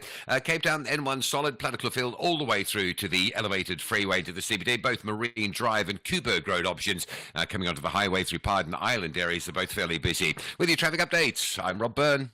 If you think you cannot afford a lawyer, Think again. Clientele Legal has made professional legal services affordable for you. Whether it's a civil, criminal, or labor-related matter, we have a nationwide panel of attorneys standing by to assist you. SMS SAFM to 32195. That's SAFM to 32195 and we'll call you back. Clientele General is a licensed non-life insurer and an authorized FSP. Standard rates and terms and conditions apply. We've upgraded. Our new GIS-linked national address database lets us connect with you better than ever before. By visualizing licensed and unlicensed households nationwide, we can ensure timely communication. Our payment reminders are a crucial tool to help you stay compliant and avoid penalties, empowering you to take proactive steps. Efficient electronic communication helps us collect fees seamlessly, bolstering the SABC's mandate in line with Section 27 of the Broadcasting Act. TV licenses, pay yours, make a difference. Thulasizwe Simelane on the Morning Brief. Weekdays, Monday to Friday, 6 to 9 a.m. All right, the Ideas Refinery is open. Let 100 schools of thought contend. Let's speak to Thabiso in Polokwane. Thabiso, good morning. You want to talk to me about Tito Mboweni? Morning, Thulas. Sure. I think we are dealing with a very great man here. I mean, he was so simple that he would even take you head on, whether he's in Twitter or what, even he will go to an extent of engaging on his inbox, on the beliefs that he has, particularly on the economic policies. I know that at some point I had that stint of engaging him in an inbox, and we changed views here and there. Yeah. Would imagine a person like me engaging the former governor, how interesting it is. You know, I was thinking and I thought to myself, that what would be the best song, you know, just to say to a goodbye to a simple man like Tito. Sure. I even thought that the quick song that came to my mind was the song by Madonna, where she was singing about Argentina. So I'm saying that a man who was able to rebrand himself from being a governor and now as and when he leaves, like that, the new generation are able to know him as a Twitter chef and the Duke of Makgoba's Kloof. And I think he will be remembered. Yeah. But what is critical for me will be what he has done to this particular country from his youth. I mean, people like him, we owe them a great deal. And I agree with Mabule, because they did not have their own youth, like perhaps me and you and many others. They took time and say, this is what we are going to be able to do to dedicate ourselves to the liberation of the country. Thank you, Thabiso. For a moment there, when you were clearing your throat, I thought you were going to belt out "Don't Cry for Me, Argentina." There. Yes, that's the song. Don't cry for me. The truth is that I've never left you. Thabiso in Polokwane there, paying tribute to the late Tito Mboweni. Let's speak to another Mabule. Mabule, this time in Tshwane. Good morning to you, Mabule. You also want to speak about the late Tito Mboweni? Yes. Thanks for the opportunity to reflect on the life of this great leader. Look, I don't want to focus a lot about the political side, because I believe there's this fundamental factor that is actually, not spoken about, the issue of humanity, the social part of Ndade Tito Mboweni. Where I come from in Limpopo, there's an expression that says, Feta homo tshware motho, that is overlook the transaction and touch the person. It's an expression that propels us towards the direction of humanity, towards the direction of relationship building. And every time when I think of the human element part of it, I think of Ndade Tito Mboweni, whom I met at a very young age when I was still a dancer in the community that I grew up, coming to us, inspiring us, telling us to keep on doing the good work. And I don't want to mention, how friendly he was, how informative, how empowering, he was actually, he was. So we live in a country where there's lack of selfless leaders. There's lack of leaders that can put the interests of others before themselves. And if you remember the role that he played when I was even the Minister of Finance, about the issue of the luxurious life of public servants and leaders and so on. He was always interested in the improvements of the lives of the people. Right. And I want to reflect on this leader with special focus on this human element, on this humanity, that let's touch the lives of people, let's serve the people well, let's learn from him. He was a good leader. Beautiful tribute. I've got nothing to add to that. That's Mabule in Tshwane. They're paying tribute to the late Tito Mboweni. Let's take a listen to some of the voice notes you've been sending us over the last while. All right, let's do exactly that. Let's take more on Tito Good Mboweni. morning, SAFM. Good morning, Thulas. May the soul of Comrade Tito Mboweni rest in peace. I wonder, Thulas, if you know the song by Caspanyo verse titled Tito Mboweni. If you follow South African hip hop, you'll be impressed if you listen to that song. Absolutely. That's a good point you make there. And I was thinking it might be interesting to get one of the musicians. He's one of those people that featured in so many songs. People talking about, you're busy signing autographs. The late Pro saying, you're busy signing autographs. My paper that I receive is signed by Tito Mboweni. Hi, morning to us. It's Chris in Pietermaritzburg. I'm quite impressed with people identifying political brevity of Tito Mboweni, which is a very rare thing that we now find in the political public representatives in particular. Once again, it highlights the need for us to up the bar in terms of who can be our public representative. It has to be people who show particular values, and definitely not thieves, and definitely not murderers, and we're a country that deserves the best, and we do have the best amongst us. May Tito's soul rest in peace. He was definitely a person of his caliber, a person that was needed during his time. Right, that's beautiful. I love that, Chris and Pietermaritzburg. They're talking about raising the bar as far as the people who become public representatives are concerned. Let's take one more, and this one sadly has to do with the killings that we see in this country in light of what has happened in the last few days in Mokokotlong, the mass killing that has now happened there. Just hold on a second, let me play it for you. Good morning, Thulas and SAFM listeners. Thulas, it looks like in South Africa we have a new pattern now of killing people. Maybe 7 is a number. Then it's like whoever is doing it, it's say, I want to just leave a mark to say I have killed 7 people in South Africa. It's a new pattern. Oh, thanks, Thulas. It's Lucy. Yeah, that's a truly depressing note to end the show today, but it's the reality of South Africa. It continues to be that gripe and the cry that we have that says we've got to address the issue of crime. Crimes like these manifest within a bigger ecosystem of criminality in our country, and we can't keep quiet. We must continue to demand that more action be taken to curb crime in our country. That's how we come to the end of the Monday edition of the Morning Brief. Thank you for listening, and thank you for joining us, and thanks to the team that put it all together. The talking point is up next here on SAFM, but that's only after the news. Essential cover from Outsurance pays out claims in cash, allowing you to choose your own panel beater. SMS CAR to 43187 now.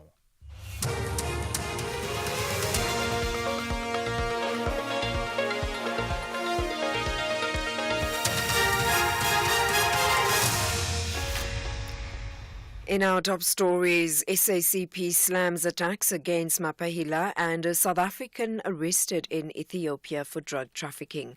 Good morning. The SACP has denounced the conduct of ANC officials' attempt to isolate its General Secretary Solly Mapahila.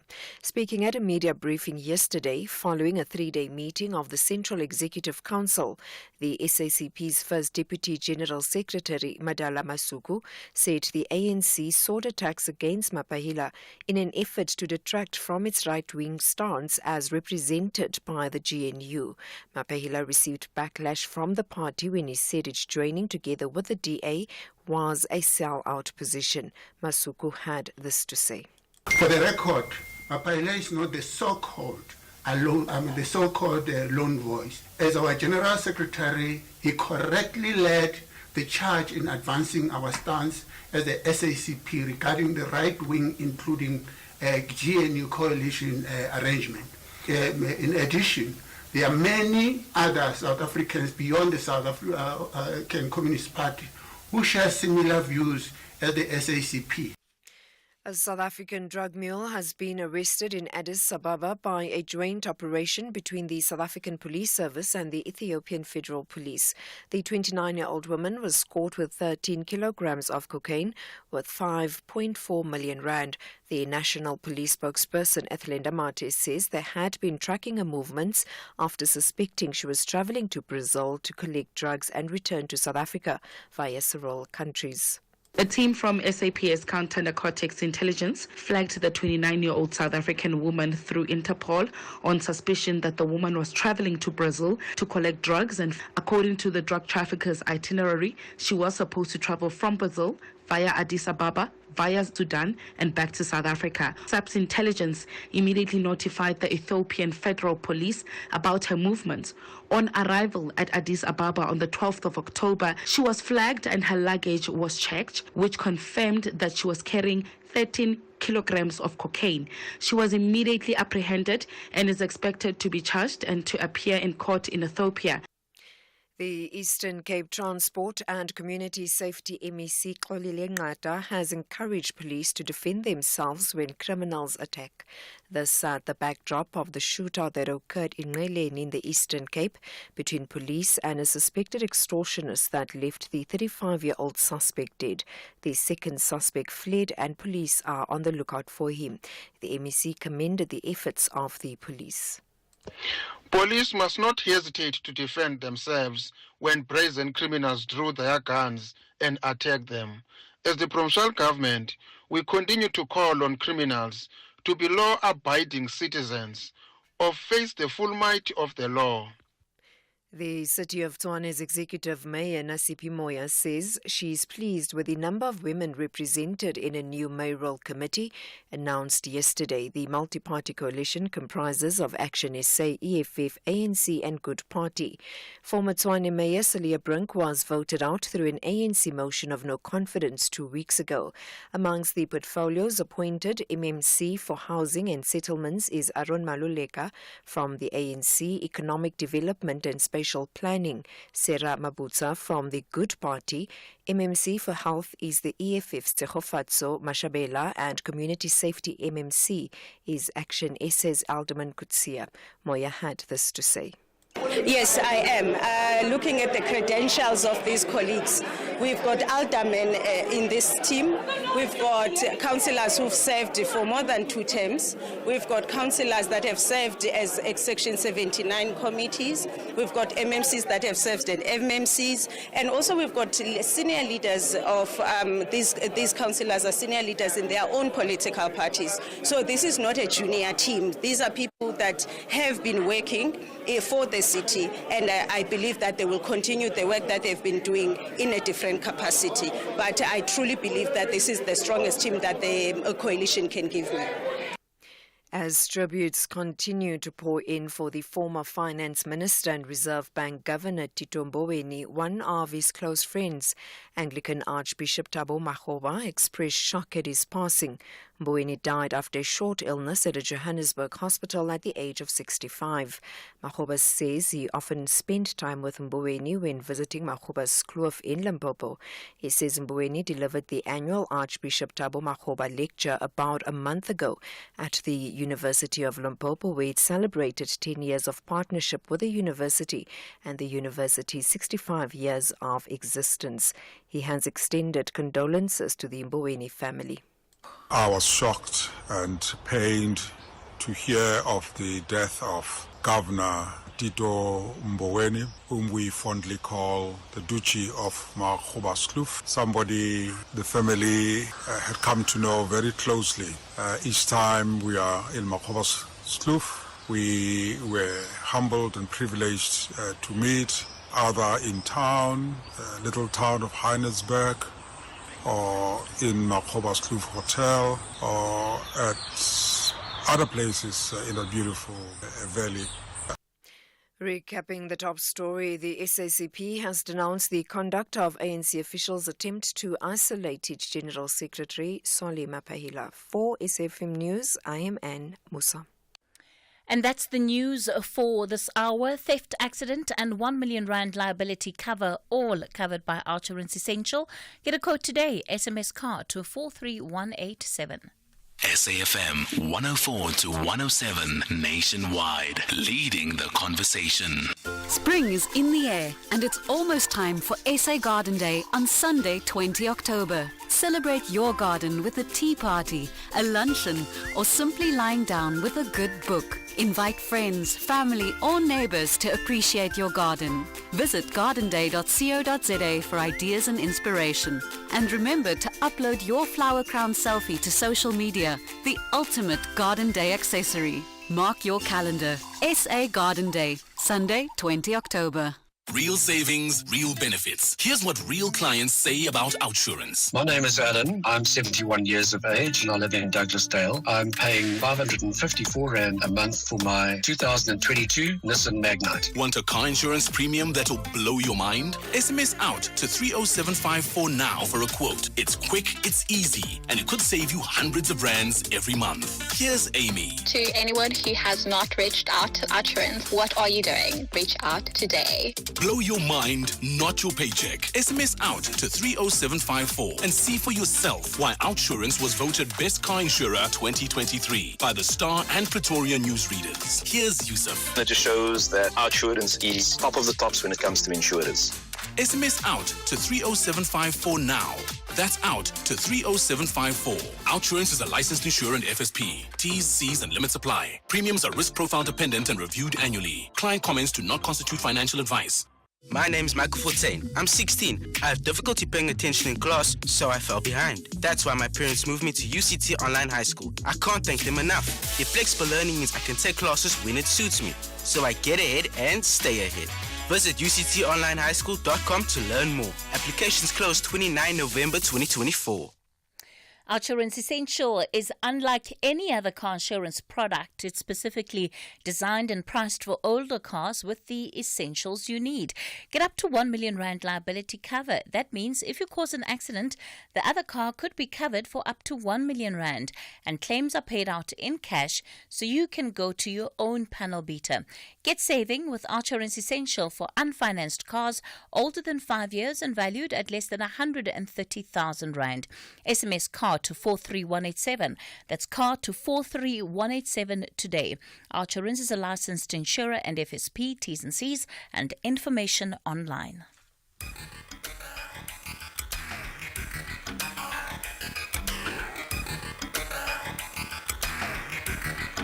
The Talking Point with Kathy Motlatlana. Weekdays, 9 a.m. till midday. To young people out there, I would say focus as much as you can on skilling yourself. So if you're at school, make sure that you're able to get the best marks you can possibly get. And so that will mean that there will be things that you won't have time to do. There'll be parties you can't go to. But that is what you are willing to give up for you to be able to grow on further.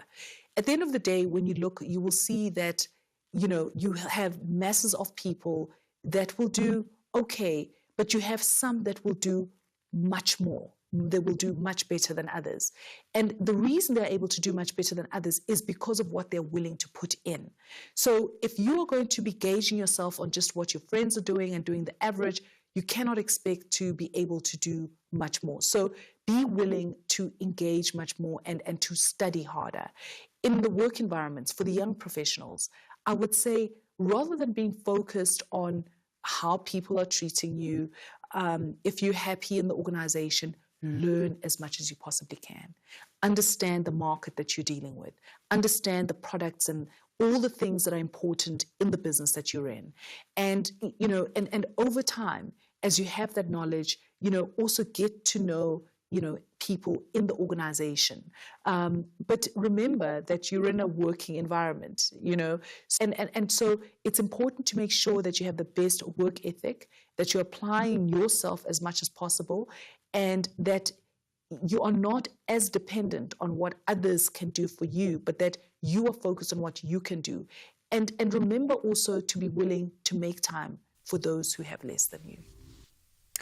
Puti Mahanyele Dabengwa, CEO of NASPERS, and that was some advice that she was sharing with young pupils, students, and professionals, right? Greatness is born out of sacrifice. For every great thing that one is able to accomplish, it of course comes with its own level of sacrifice needed to achieve it. And so it's always something that we have to bear in mind, that as we feel the tough, we also know that it's building towards whatever a better future we're envisioning for ourselves. Welcome to the Talking Point. Pleasure to be back with you on this Monday morning. I'm Kathy Mutlahlana, and I'll be keeping you company until midday. And of course, I know there'll be lots for us to look at and talk about over the next 3 hours. Getting ready to take your calls on the open line. Of course, you're more than welcome to raise any matters of national interest and put it on the agenda. I see I missed quite a lot while I was away last week.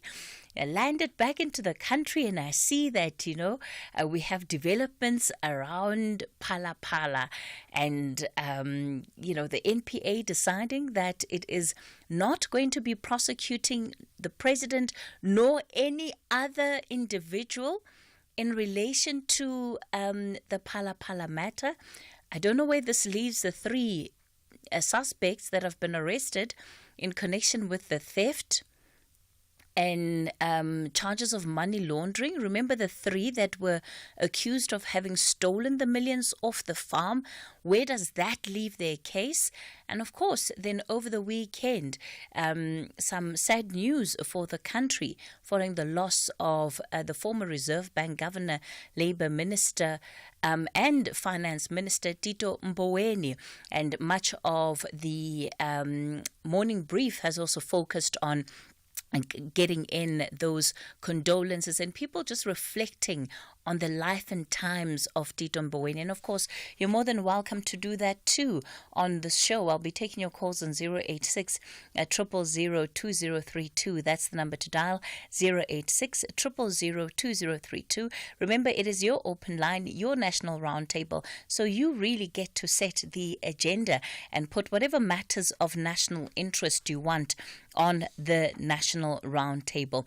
Coming up on the show today, 10 o'clock, we're going to be focusing on the rejection of bailouts for SOEs.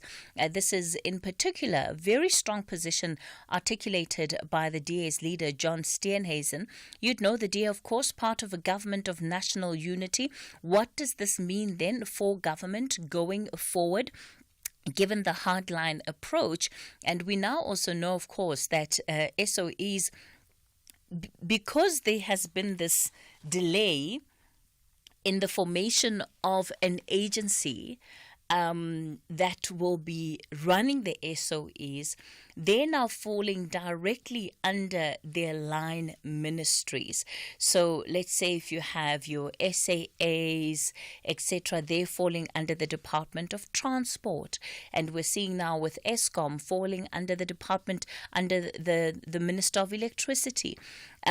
So with that now unfolding, what does all of this mean for the future of the SOEs, how they run, and especially where it concerns some additional funding that they could well require? And we know there are quite a few that are standing in line asking for more money. We can run through them, but that's a conversation for the second hour of the show. So how do we ensure sustainability around these SOEs? It looks like much of the plans by government to try and bring in that financial stability has not really failed. One just has to look at the post office to see the extent to which, the turnaround strategies over the years that have been implemented have simply not succeeded. And now you've got thousands of people losing their jobs, post office really on the brink of closure. And of course, it's an opportunity cost because so much money has already gone into that entity, and how many others are likely to follow suit. And then the final hour of the show, we're going to be looking at this research that was conducted and unpacked the role of gender-based violence in the COVID-19 era, and it specifically looked at the causes of violence in South Africa during that period, and it sought to unpack what led to the death of women. And some of the statistics from there are just, they're just absolutely jaw-dropping. Among the things that the report has found, and it's a report by the South African Medical Research Council, that 60% of women who died during the height of COVID died at the hands of intimate partners. 60% of women were not killed by COVID-19. This is at the height of COVID. 60% of women who died were not killed by COVID, but they were killed by their intimate partners. This is a statistic that should make all of us stop in our tracks and think about just how deep the issue of violence against women in our society is.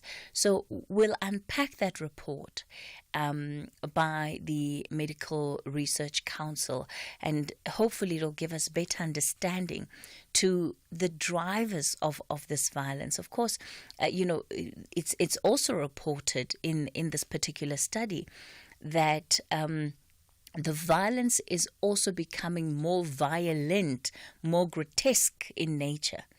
And this is due to an increase in firearms that is available in our society more broadly. So a lot of other issues that seep into that.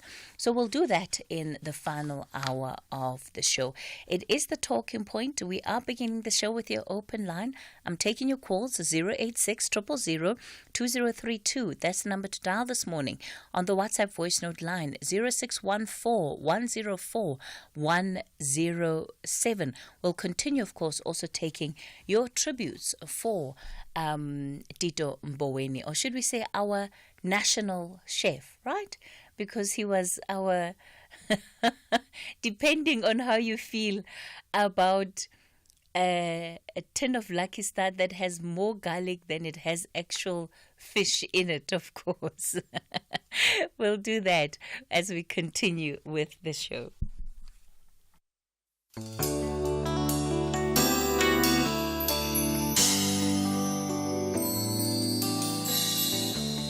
Whether you like the IMF or not, ideologically, practically, when you get into a debt trap, that's where you're going to end up. Who flies SAA? Is it the working class? Or maybe a component of the working class, the shop stewards? But the working class mostly use trains, taxis, Rea Vaya type things, so on. Should we not be focusing most of our attention on making sure that those things work? About the SAP, I don't think I have anything further to say before I get into more trouble. I'm in sufficient trouble as it is. And the president called me yesterday and said, "Utkalile futwe." The issue that seems to be coming top of the pops is whether you're going to approach the IMF, the World Bank, those horrible people in Washington who carry with them stones which they use to break people's bones if you don't pay back and so on. I think, to be honest, we're trying to make a mountain out of an anthill. So you can't expect the EFF ideological position to be that of the ANC. It's not. So you have to win elections first, maybe manage Johannesburg better. In A Tale of Two Cities, Charles Dickens says, and I quote, "It was the best of times. It was the worst of times. It was the age of wisdom. It was also the age of foolishness."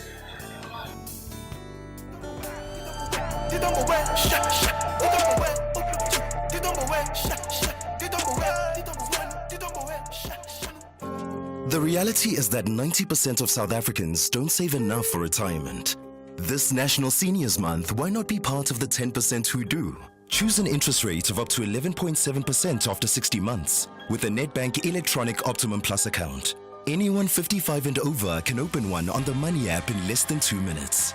Go to nedbank.co.za for more info. See money differently. Nedbank. We're a licensed FSP and registered credit provider. T's and C's apply. Fizzy drinks and fruit juices are making our kids sick. Sugar is dumped into their bodies with every sip, leading to obesity, heart disease, and diabetes as they get older. We need to protect our kids from all sugary drinks. Demand a stronger health promotion levy now. Sign the petition on heala.org. That's HEALA.org. Join us for a daytime concert at the Botanical Gardens with steel panist Andy Mayoral. For a serene and melodic afternoon at the Botanical Gardens on Saturday, the 2nd of November 2024 at Pretoria National Botanical Gardens and Saturday, the 9th of November at the Walter Sisulu National Botanical Gardens. Tickets available from 200 Rand at CompuTicket, ShopRite and Checkers nationwide. Bring your family and friends and enjoy a relaxing afternoon of music and nature. No bottles and weapons allowed. Kathy Motlatlana on SAFM. Call us on 086 000 2032.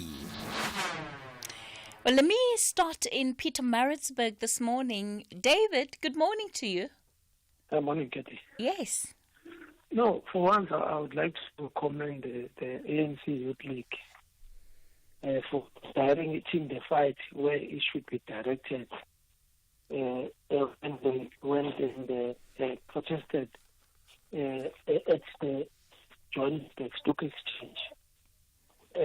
Because to me, the unemployment of the black youth, it is intentional and deliberate.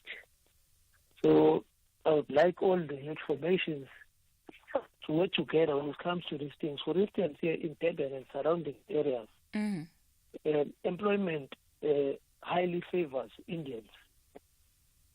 Which company you can company highly dominated by Indians. Black people who are there are cleaners mostly.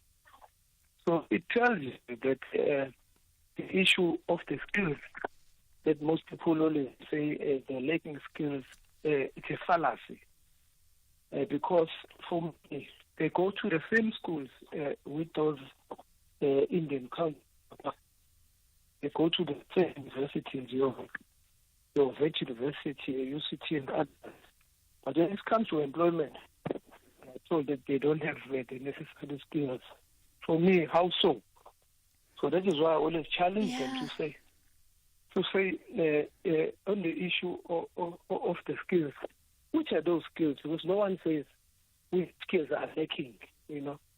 So for me, I think the youth formations should come together and expose these companies who marginalize and exclude the black youth intentionally, which is what is happening here in Durban and surrounding areas.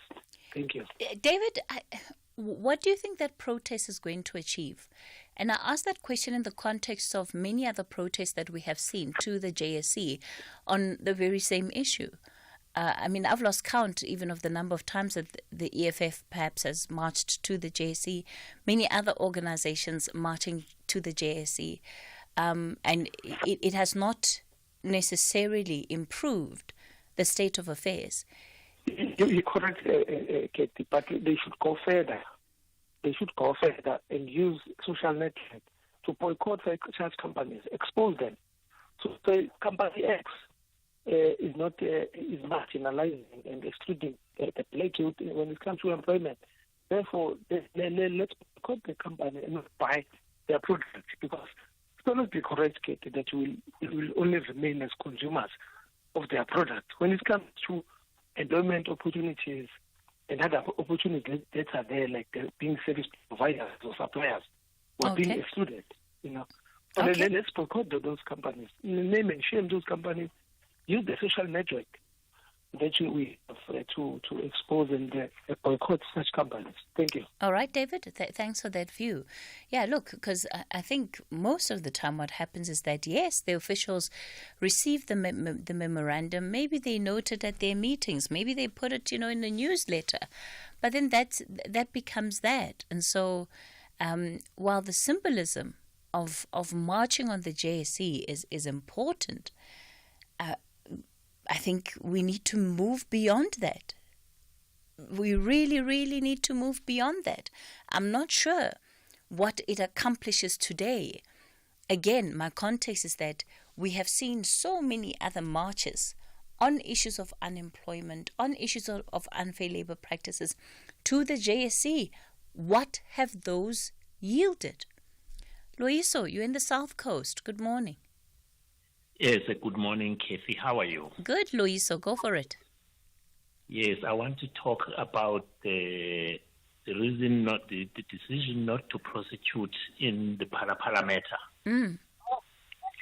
Okay, I won't speak about the politics of it, but just the mere crime.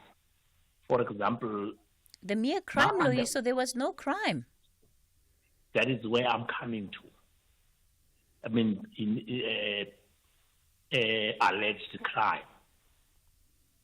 In my understanding, there is generally a complainant in a situation like this. The complainant is usually the victim or the witness. In the event of a robbery, that is usual. There must be a victim, a robbery or a theft. Now, if then they choose not to prosecute there, that means then there is no victim. So what should happen to the people who broke into there, took the money? In my understanding, they should be released, and after they are released, they are within their rights to claim the monies that were confiscated from them. That is quite puzzling if we look at it in that way. Yeah, so Loyiso, look, the lawyers are going to have to tell us if this has any impact on the case of those suspects at all. But what is in question is not that they allegedly stole money or that money existed in the first place. It's whether any crime was committed in terms of the presence of that money. Yes, that it may impact in the sense that, for example, it could happen that, well, maybe there was no crime, the president, the money was not his, it was somebody else he was keeping. But who's that person? There must be a real victim here, because the president doesn't claim ownership of the money. The money belongs to some Mustafa. I've forgotten the name. Yeah, and Mustafa, SARS opened a case against Mustafa. So he must come in. They want Mustafa to come and answer. So in the absence, if that Mustafa doesn't come forward, I'm seeing a strange situation where the robbers will have to be given back the money. Yeah, Loyiso, it's all very strange. All very strange. That's the word I will agree with you on. Loyiso, out in the South Coast, we're going to have to leave it there. Yeah, maybe the lawyers can help on this one. It's 9:30. Time for the latest news headlines. Good morning. In the headlines, ANC President Cyril Ramaphosa will provide a comprehensive reflection on the key achievements of the Government of National Unity today. The GNU, comprising of 10 political parties, is marking 100 days since the 7th administration in June. The Hawks head Lieutenant General Godfrey Libias says their efforts to fight crime are starting to yield positive results. He says most of the suspects have been arrested in 4 provinces, including Gauteng. And police in the U.S. state of California say they've arrested a man with guns, ammunition and multiple passports in his car near a Donald Trump rally. I'll have details on these and other stories at 10. Call us on 086 000 2032. on the open line. Kathy, good morning. I knew Tito as an activist and held him in high regard as a minister. We met in 2009. I was with the Department of Trade and Industry as a local business service center manager. However, I was greatly shocked by him declaring that he had no special social compact with the senior citizens of the country. Thus, he could not increase their pensions beyond 10 rands every year. Regards, Monasilo Krustad. Good day, Kathy. Kathy, it is highly disappointing to learn that the NPA has taken the decision not to prosecute the president, claiming that there are no prospects of success or successful prosecution.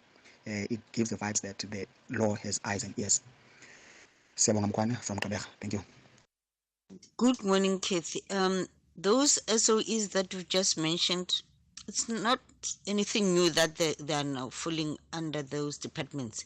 They've been having a dual reporting in any event. It's not like now that we don't have the Department of Public Enterprises, they have been reporting to those departments, basically having a dual reporting, your DNL reporting to defense, and then public enterprises, telecom reporting to communications and to public enterprises, same as SAA reporting to transport and then to public enterprises.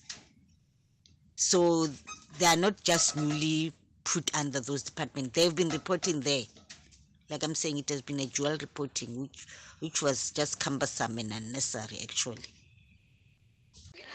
Good morning, Kathy. I would like to send my condolences to Mr. Mboweni's family and a big tribute to him for being the first governor who actually advocated for South Africa to adopt a new monetary policy framework in the year 2000, inflation targeting, which is used by many developed countries in the world today.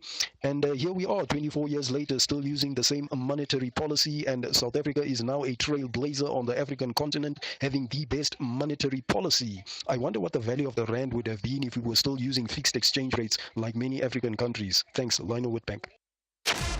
The Talking Point with Kathy Motlatlana. Weekdays, 9 a.m. till midday.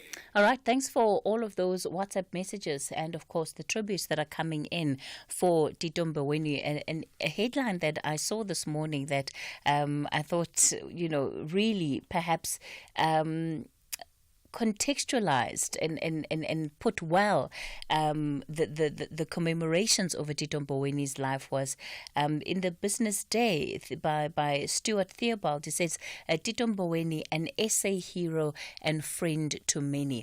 And certainly when you hear people reflecting on his life and the impact he had on them, he clearly was a friend to many, many, many people, which is somewhat unusual, right? Often when people die, especially in 2024, there'll sort of be all of the mixed reactions around this person's life and this person's legacy. And in the end, very difficult to tell what kind of a person was this. But with Tito Mboweni, one very much gets the sense that overwhelmingly, he was seen as somebody who had his heart in the right place, who was a professional who excelled at what he did. That is the overwhelming sense based on the tributes that have been coming through for him. Mr. T, you're in the Free State. Good morning. Sis Kathy, how are you? Yes, good morning. I'm good. Before I make my comments, Sis Kathy, I just want to say, sometimes we get frustrated with your producers when they don't put us through, but we've got the best producers in the country. Anyway, Sis Kathy, I just want to make these few comments. Congratulations to the mayor of Tshwane.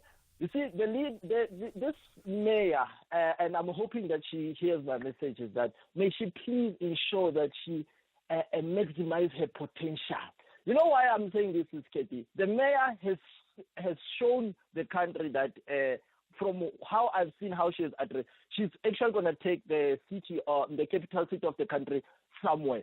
And more so, especially with the caliber of women that she has adopted as her MMCs. I'm telling you, they're going to do wonders. And my message is for them to actually excel so as to encourage even the young girls in this generation of girls being slave queens and influencers and all these other nonsensical things. So that is just my plea. But what is more keen, what I want to address is, Katie, which is something that I'm ashamed of as a man, is this violence that is currently in the country. We need to speak the truth, Sis Katie, and say that the violence that is in the country, by far and large, is committed by us black men. And not to say this is a racial thing. How much longer are we going to continue to blame the apartheid and all other races and all that? How can you as a man, a father, rape a 12-year-old, your own daughter? How do you explain that? How are we going to blame it on other social factors of the country, Western Cape? How? We now, just this couple of weeks, we've been seeing mass killings in the country. If we speak in the fact, who are committing these mass killings? They are black men, Sis Katie. You know, sometimes we are afraid of speaking the truth, and that's why we're not progressing in anything. So this is a shameful act, and as black men, we need to stop this thing. We need to stop being violent. I don't know who cast us.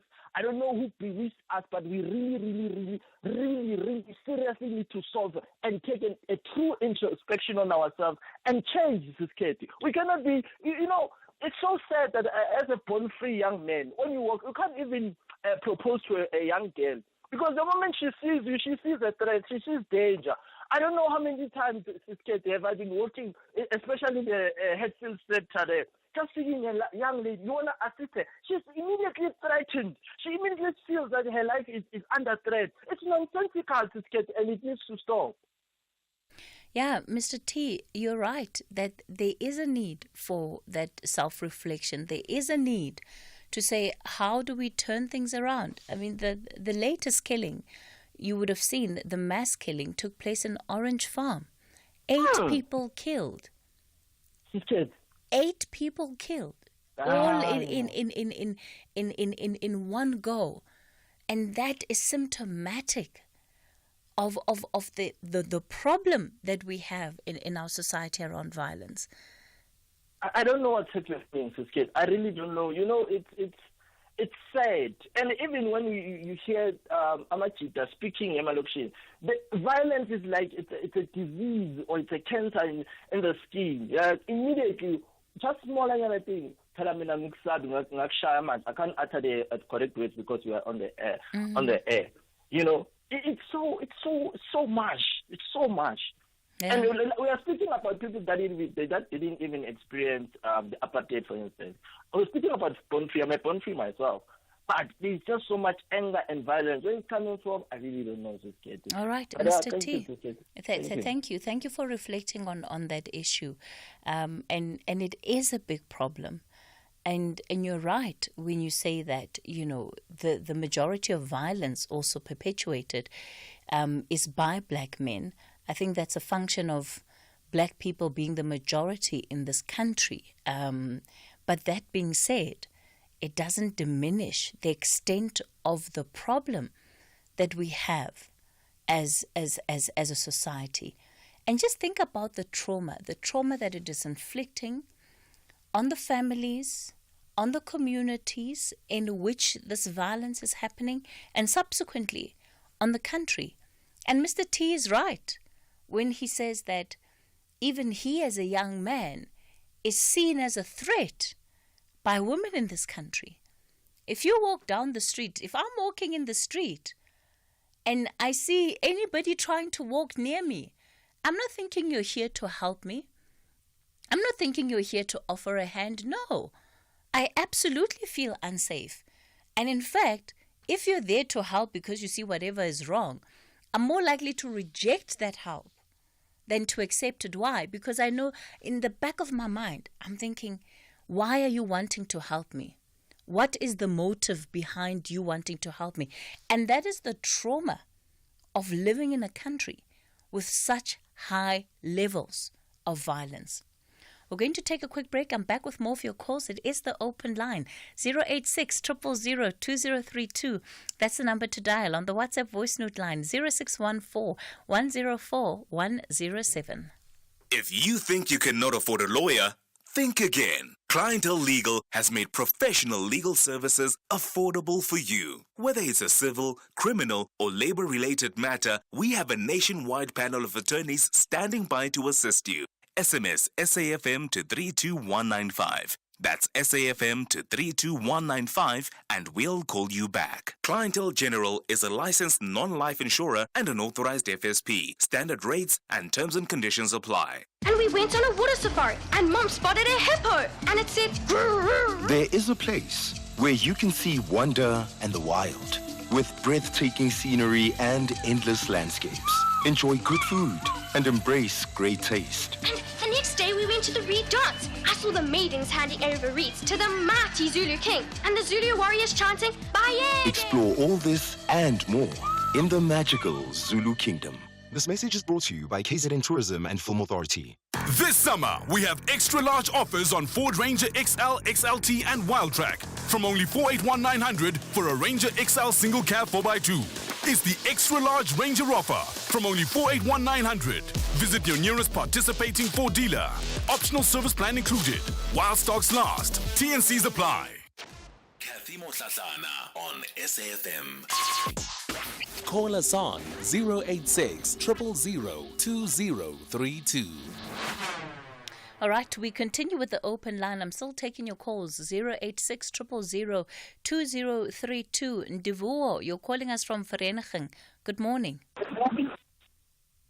Good morning, Kathy. How are you? Good, thank you, Ndivuo. Go for it. I also want to take this opportunity to express my condolences to the Tito Mboweni family. It is a great loss for the nation as well. Ndivuo, what do you think made him so endearing to so many South Africans? I think it is in the manner in which he has handled our Reserve Bank when he was the governor. On his tenure, I think we saw our rand was actually, it was very strong. It wasn't shaking. So this is the gratitude that I actually give to him as a person or as a hero. Thank you. Okay, all right. So, yeah, but I want to talk about the GBV issue. Yeah, I think we need to approach this matter in a holistic manner. Because if we continue only to look at the perpetrators, sometimes we don't see where the real problem is really lying. The issue that we have in our societies is that we have a provocative society in each and every corner of our lives. Even women as well, there is also a measure of provocation that they also do to actually men.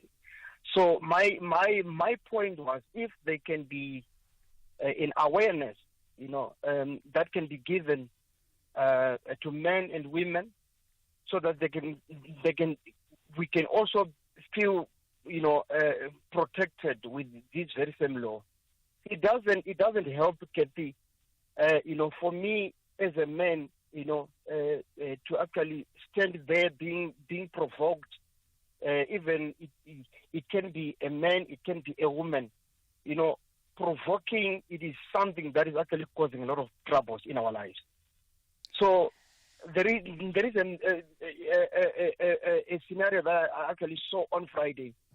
This lady started provoking this man, and she was actually uttering words that you can't do anything to me, because if you can do anything, I'll go and I will report you to the police. So it's something, that behavior is something that is actually causing a lot of problems within our society. Okay, Ndivuo, I just want to understand, if one is in a situation where, as you've described, they feel that they're being provoked, why is violence the answer? Why is walking away not? Because as an individual, you choose how to respond to provocation. And this is me entertaining your line of thought, right? This is me entertaining what you say might be the problem. Why is walking away not an option? The issue is that this law of GBV is not protecting men as well. It's only one-sided. So when you are a man and someone has wronged you in terms of being provoked, you go to the police, you say, this lady has done this 1, 2, 3. things to me. The police won't take you seriously. They'll say, no, you can't come here and report this issue that involves a woman and you are a man, you know. So men will end up not having a defensive mechanism against themselves. So they feel like the law is only protecting the women instead of men. So my point is, if this law can protect everyone, regardless of a man or a woman, whoever is causing trouble should be in trouble with the law, I think we can have a peaceful society. Yeah, look, in Ndivhu, I guess we also need to go back to why there was a need for special protections for women in the first place, right? That didn't arrive or arise out of a vacuum. It came out of what was happening in society. And what was happening in society was that even in the absence of whatever legislation you might look at as further protecting women in terms of gender-based violence, that came out of a need because there were such high levels of violence against women. So the violence predates even the special legislation. If you're looking at perhaps the most recent ones that were promulgated in the last year, it came even before that. I do understand that, Kedi.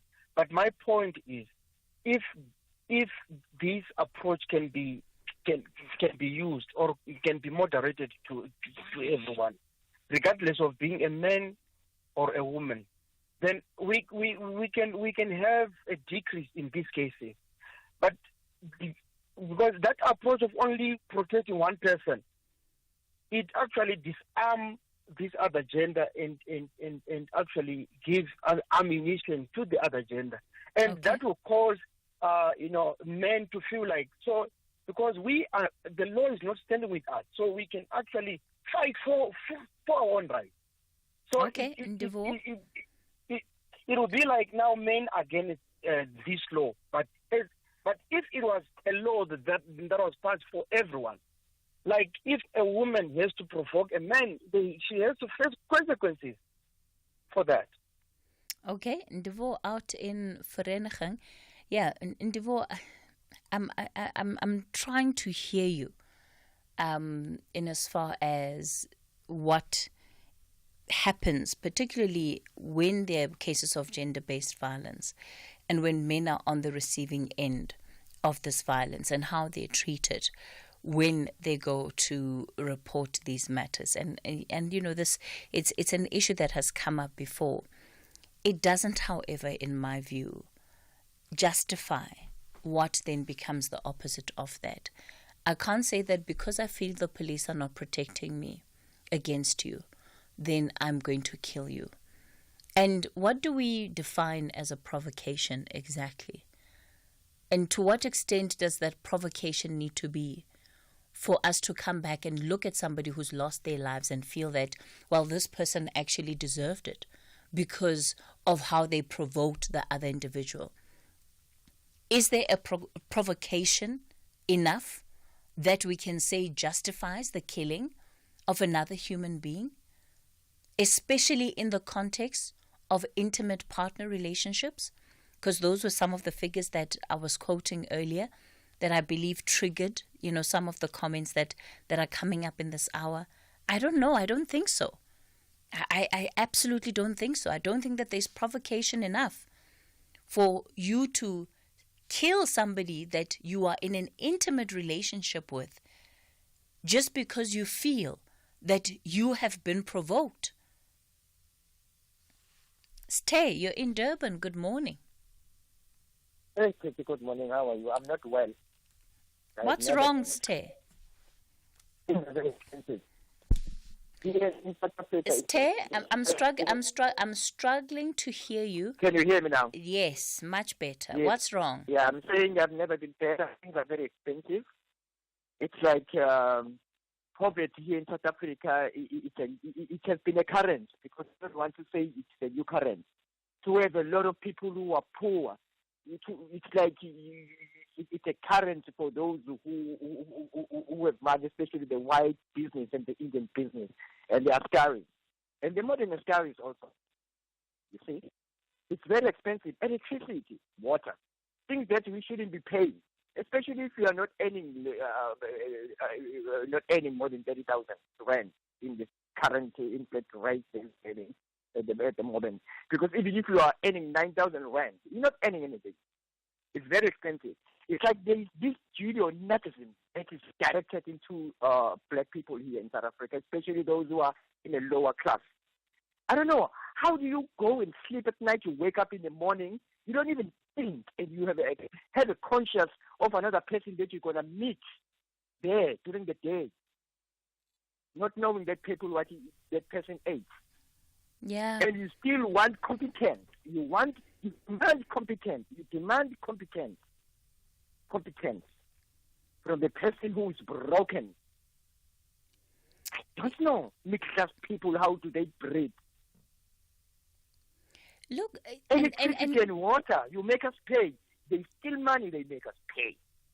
They make us stay. I don't know if it is the fault of the middle class per se that, the cost of living in the country is so high. But I do think that as a society, we've sort of pushed aside the issue of poverty to be on the periphery. But what we are not seeing about the levels of poverty for so many millions of South Africans is that it is eating at the very fiber of our society. It is actually what is destroying the fiber of our society within communities. And it's nice to talk about it. Hey, people are suffering, this and that, this and that. And you know that you have a paid job. Even if you are freelancing, you know that you are sitting in a good cushion. How about this? You have a child broke in a neighborhood whereby it's not off your normal, in a local neighborhood. Do you expect us to help you, not mug you? So, what is your expectation of people who have jobs? Around the 360 degrees, Katie. Not coming here on the radio and come and just laugh at our face. Yes, but be clear with me about what that expectation is, because as you have also highlighted, the cost of living is very high in South Africa, and so my expectation starts from changing the whole system. Reduce the influence of politics. Reduce it like the church by having influence in our lives. Get the professionals. Getting journalists to not being paid by people to make us feel as if things are right, That will start from there. Okay. Not giving us 350. Can you live with 350 with your kids? You, Katie, can you live and come back and be a presenter here on the radio? I don't think anybody can be expected to live on 350 a month. That's what I'm talking about. Yeah, We're not earning anything. We're not even qualified for that 350. Can you imagine that? And you're breathing. You are being told to be a South African citizen who must comply and must follow the law and stuff. There's no problem about complying with the law. We should do that. But these people who are telling us to comply with the law, are they complying with the law? No. They're making laws for us. Okay. It's very pathetic. It's very pathetic. It's unbreathable. Stay in Durban. We'll leave it there for this morning. I think you've raised some very legitimate concerns, Stay, and we are dealing with a very big crisis of poverty in our country. But I think it is not spoken about enough, and maybe beyond speaking, not enough is being done to actually address the high levels of poverty. Anonymous, you're in Midrand. Good morning. Good morning. How are you? I'm well, thank you, Anonymous. I'm all right. Welcome back. Thank you. Go for it, Anonymous. Alrighty. I just want to raise an issue regarding my mom, right? Mm-hmm. She was employed in SARS Beitbridge. So somebody did a fraud using her password and username while she was away on leave. Actually, she went for a workshop. The SARS do this annual thing where they send employees to the workshops and stuff. So somebody committed a fraud using my mom's stuff. And then with that, obviously the investigations were done, and then they found that, okay, it's her, it's somebody else because she was not there. And then she was appointed an attorney from Nehawu, and then Nehawu obviously argued the case. And then my mom, with evidence, she won the case. But right now, Beitbridge SARS doesn't want to reinstate my mom. We even hired a private lawyer because we can see that, okay, my mom's case is not moving, and it's been like 5 years now.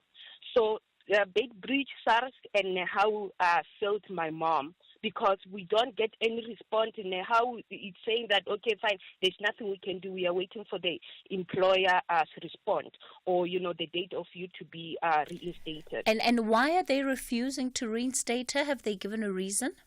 No, we're not getting any response. It's been 5 years, Katie. I think my mom's case started from 2018.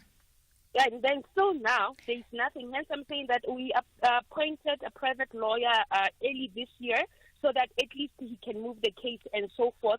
Still nothing. They're taking their time. Like, there's no moving forward with that. Anonymous, just to double check with you, this matter never went to court. It did.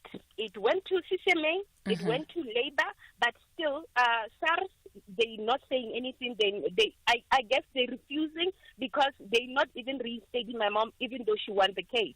And did the court order specifically say that she should be reinstated, or did it just clear her of the charges? They say that she should be reinstated. Okay. Well, Yes. if the court said that they should be reinstated and, the parties involved did not contest that, then that's what needs to happen. It sounds like you guys have grounds to pursue it further. Yes, because now we're not getting any response from SARS. Like, why would it take 5 years? Yeah. And Okay. it's evident that she was not even there. Like, the person who was doing the fraud, he actually was arrested for that. So why are they not reinstating my mom? Okay. All right. Anonymous, let me put you back through to our producers so that we can get your contact details. Maybe pass this on to some of the officials that we know also listen to the show that might be able to assist. Way to go. Okay. Mike in Middleburg, good morning. Yeah, no time I see is against me. Yes. Yeah. Katie, in the 90s, Chris Ria released a song titled The Road to Hell. I think it's more relevant than it was, when it was released way back then. Especially when you look at what Netanyahu regime is doing with full backing of the Biden administration. They have firmly placed the world on pedestal to hell. Katie, the Netanyahu regime is just relentless on bloodletting, against people of Palestine. They've even expanded to Lebanon. Katie, believe you me, I'm now at the point where each time I watch unwarranted genocidal deeds by this murderous Netanyahu regime, my blood runs extremely cold. I literally walk away, from the news. Believe you me, I can't take it any longer. And what is bad is that as long as America is prepared to support Israeli aggression, this is not going to stop anytime soon. Yeah. And you have more than 41,000 innocent people killed, through weapons produced by America and NATO. Very, Mike, very much heartbreaking. Mike, what I will say is, this past week I was in Cairo and looking at the different TV stations and their coverage of the conflict in the Middle East. What is quite different is that the scale of destruction that we see, I think, is quite limited on our international news channels. Obviously, for them, this is what the domestic channels would be carrying, and the impact on families. Just looking from the coverage of news platforms in the region, it is just absolutely devastating. And how lives have been affected, how the society has just been broken and torn apart by this conflict is absolutely devastating. And one certainly gets a greater sense of that, seeing it from the domestic channels than perhaps from the international channels. Okay, Mike, that's where we'll leave it on the open line. It's time for your latest news update.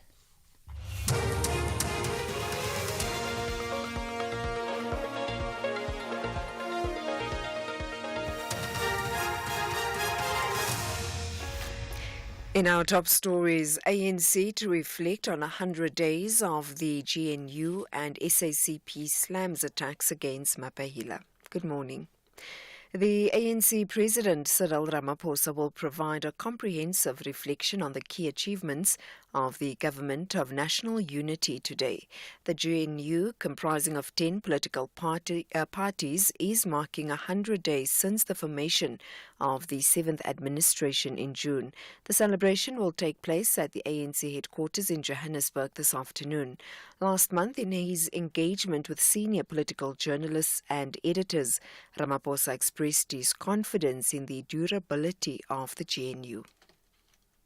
I'd like to say that the Government of National Unity is durable, and those who may well want to pronounce that we could leave if this doesn't happen, that's wishful thinking. So in a way, it is almost like people of South Africa have determined that and forced us to work together. So any participant in the Government of National Unity that will say we are leaving, they are actually leaving the people of South Africa. We are going into the wilderness because a departure from the Government of National Unity is really going into the desert. Now, that is why I say any other alternative is just too ghastly to contemplate. The SACP has denounced the conduct of ANC officials' attempt to isolate its General Secretary Solly Mapahila. Speaking at a media briefing yesterday following a 3-day meeting of the Central Executive Council, the SACP's first Deputy General Secretary, Madala Masuku, said the ANC had sought attacks against Mapahila in an effort to detract from its right-wing stance as represented by the GNU.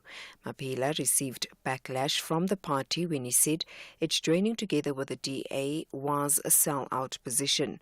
Masuku had this to say.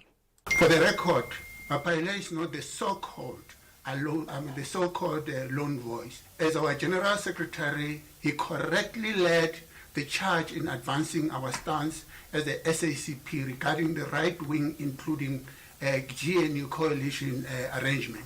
In addition, there are many other South Africans beyond the South African Communist Party who share similar views as the SACP. The South African Police Service is leading an interdisciplinary operation with Metro Police, the Department of Home Affairs and other stakeholders in the Durban CBD today. Operation Cleanup was launched by the KwaZulu-Natal Premier Tamintuli last month. Today, the operation is located at Albert Park in Durban, an area notorious for illicit drug operations and hijacked abandoned buildings. Police are also ensuring that foreign nationals in the area are in possession of the relevant documentation. Hawks Head Lieutenant General Godfrey Lubiya says their efforts to fight crime are starting to yield positive results. He says most of the suspects have been arrested in 4 provinces, including Gauteng. He addressed the media in Pretoria on progress made in prosecutions in high-profile cases and successes in the second quarter of the 2024-2025 financial year. Of the 818 suspects, the serious organized crime investigation secured 489. The serious commercial crime investigation secured 209, while the serious corruption investigation secured 120 suspects. Most of the arrests were effected in Gauteng province with 192, the Northwest province with 119, KwaZulu-Natal province with 115, Mpumalanga province with 114, and the Eastern Cape with 79 suspects. As tributes continue to pour in for former Finance Minister and Reserve Bank Governor Tito Mboweni, one of his close friends, Anglican Archbishop Thabo Makgoba, expressed his shock at his passing. Mboweni died after a short illness at a Johannesburg hospital at the age of 65. Makgoba says he often spent time with Mboweni when visiting Makgoba's kloof in Limpopo.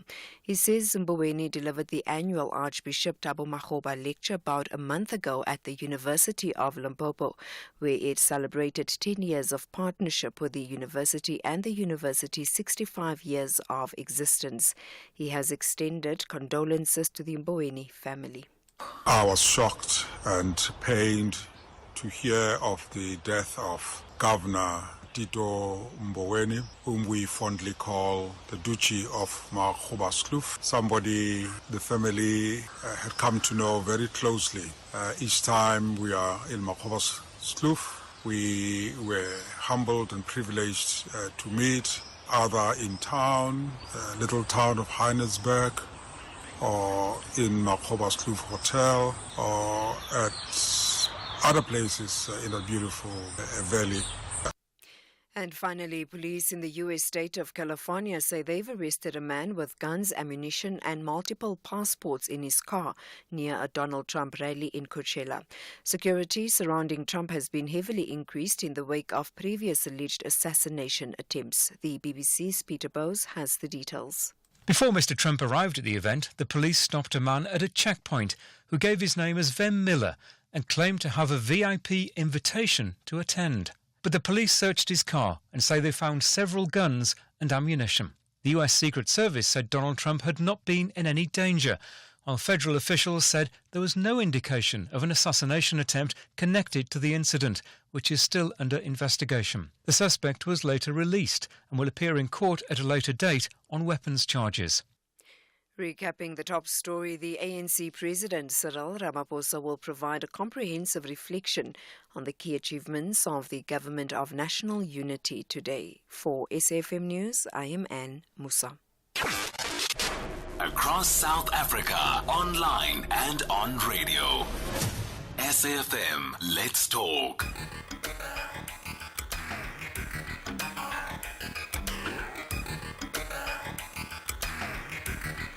The Talking Point with Kathy Motlatlana. Weekdays, 9 a.m. till midday.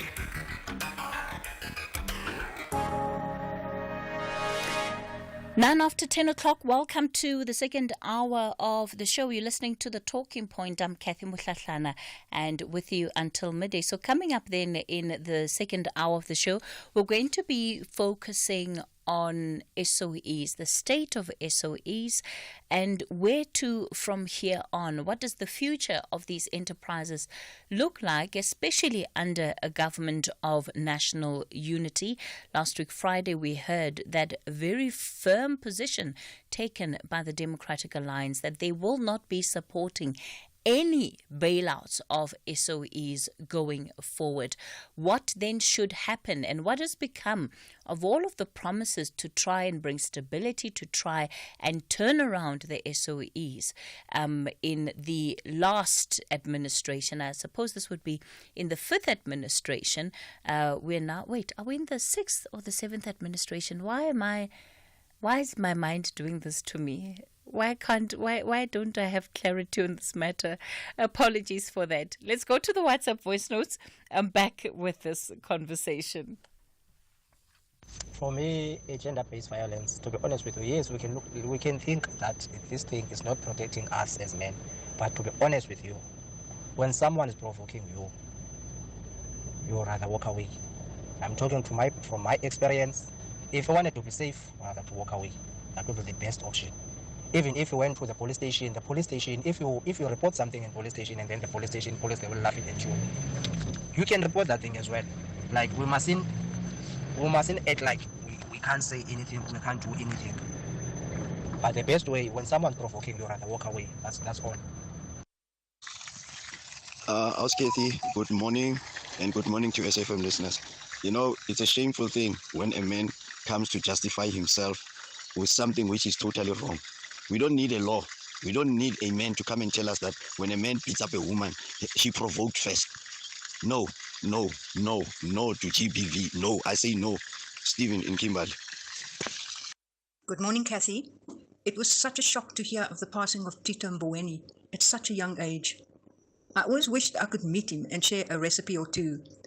I loved his smile and twinkling eyes and a beautiful masculine voice. He was seriously smart, humble and honest. Such a loss to our country. I feel for his family and wish them strength to bear their terrible loss. Thank you, Kathy, Johannesburg. Welcome back, Siskati. This is Mani Zimbongo.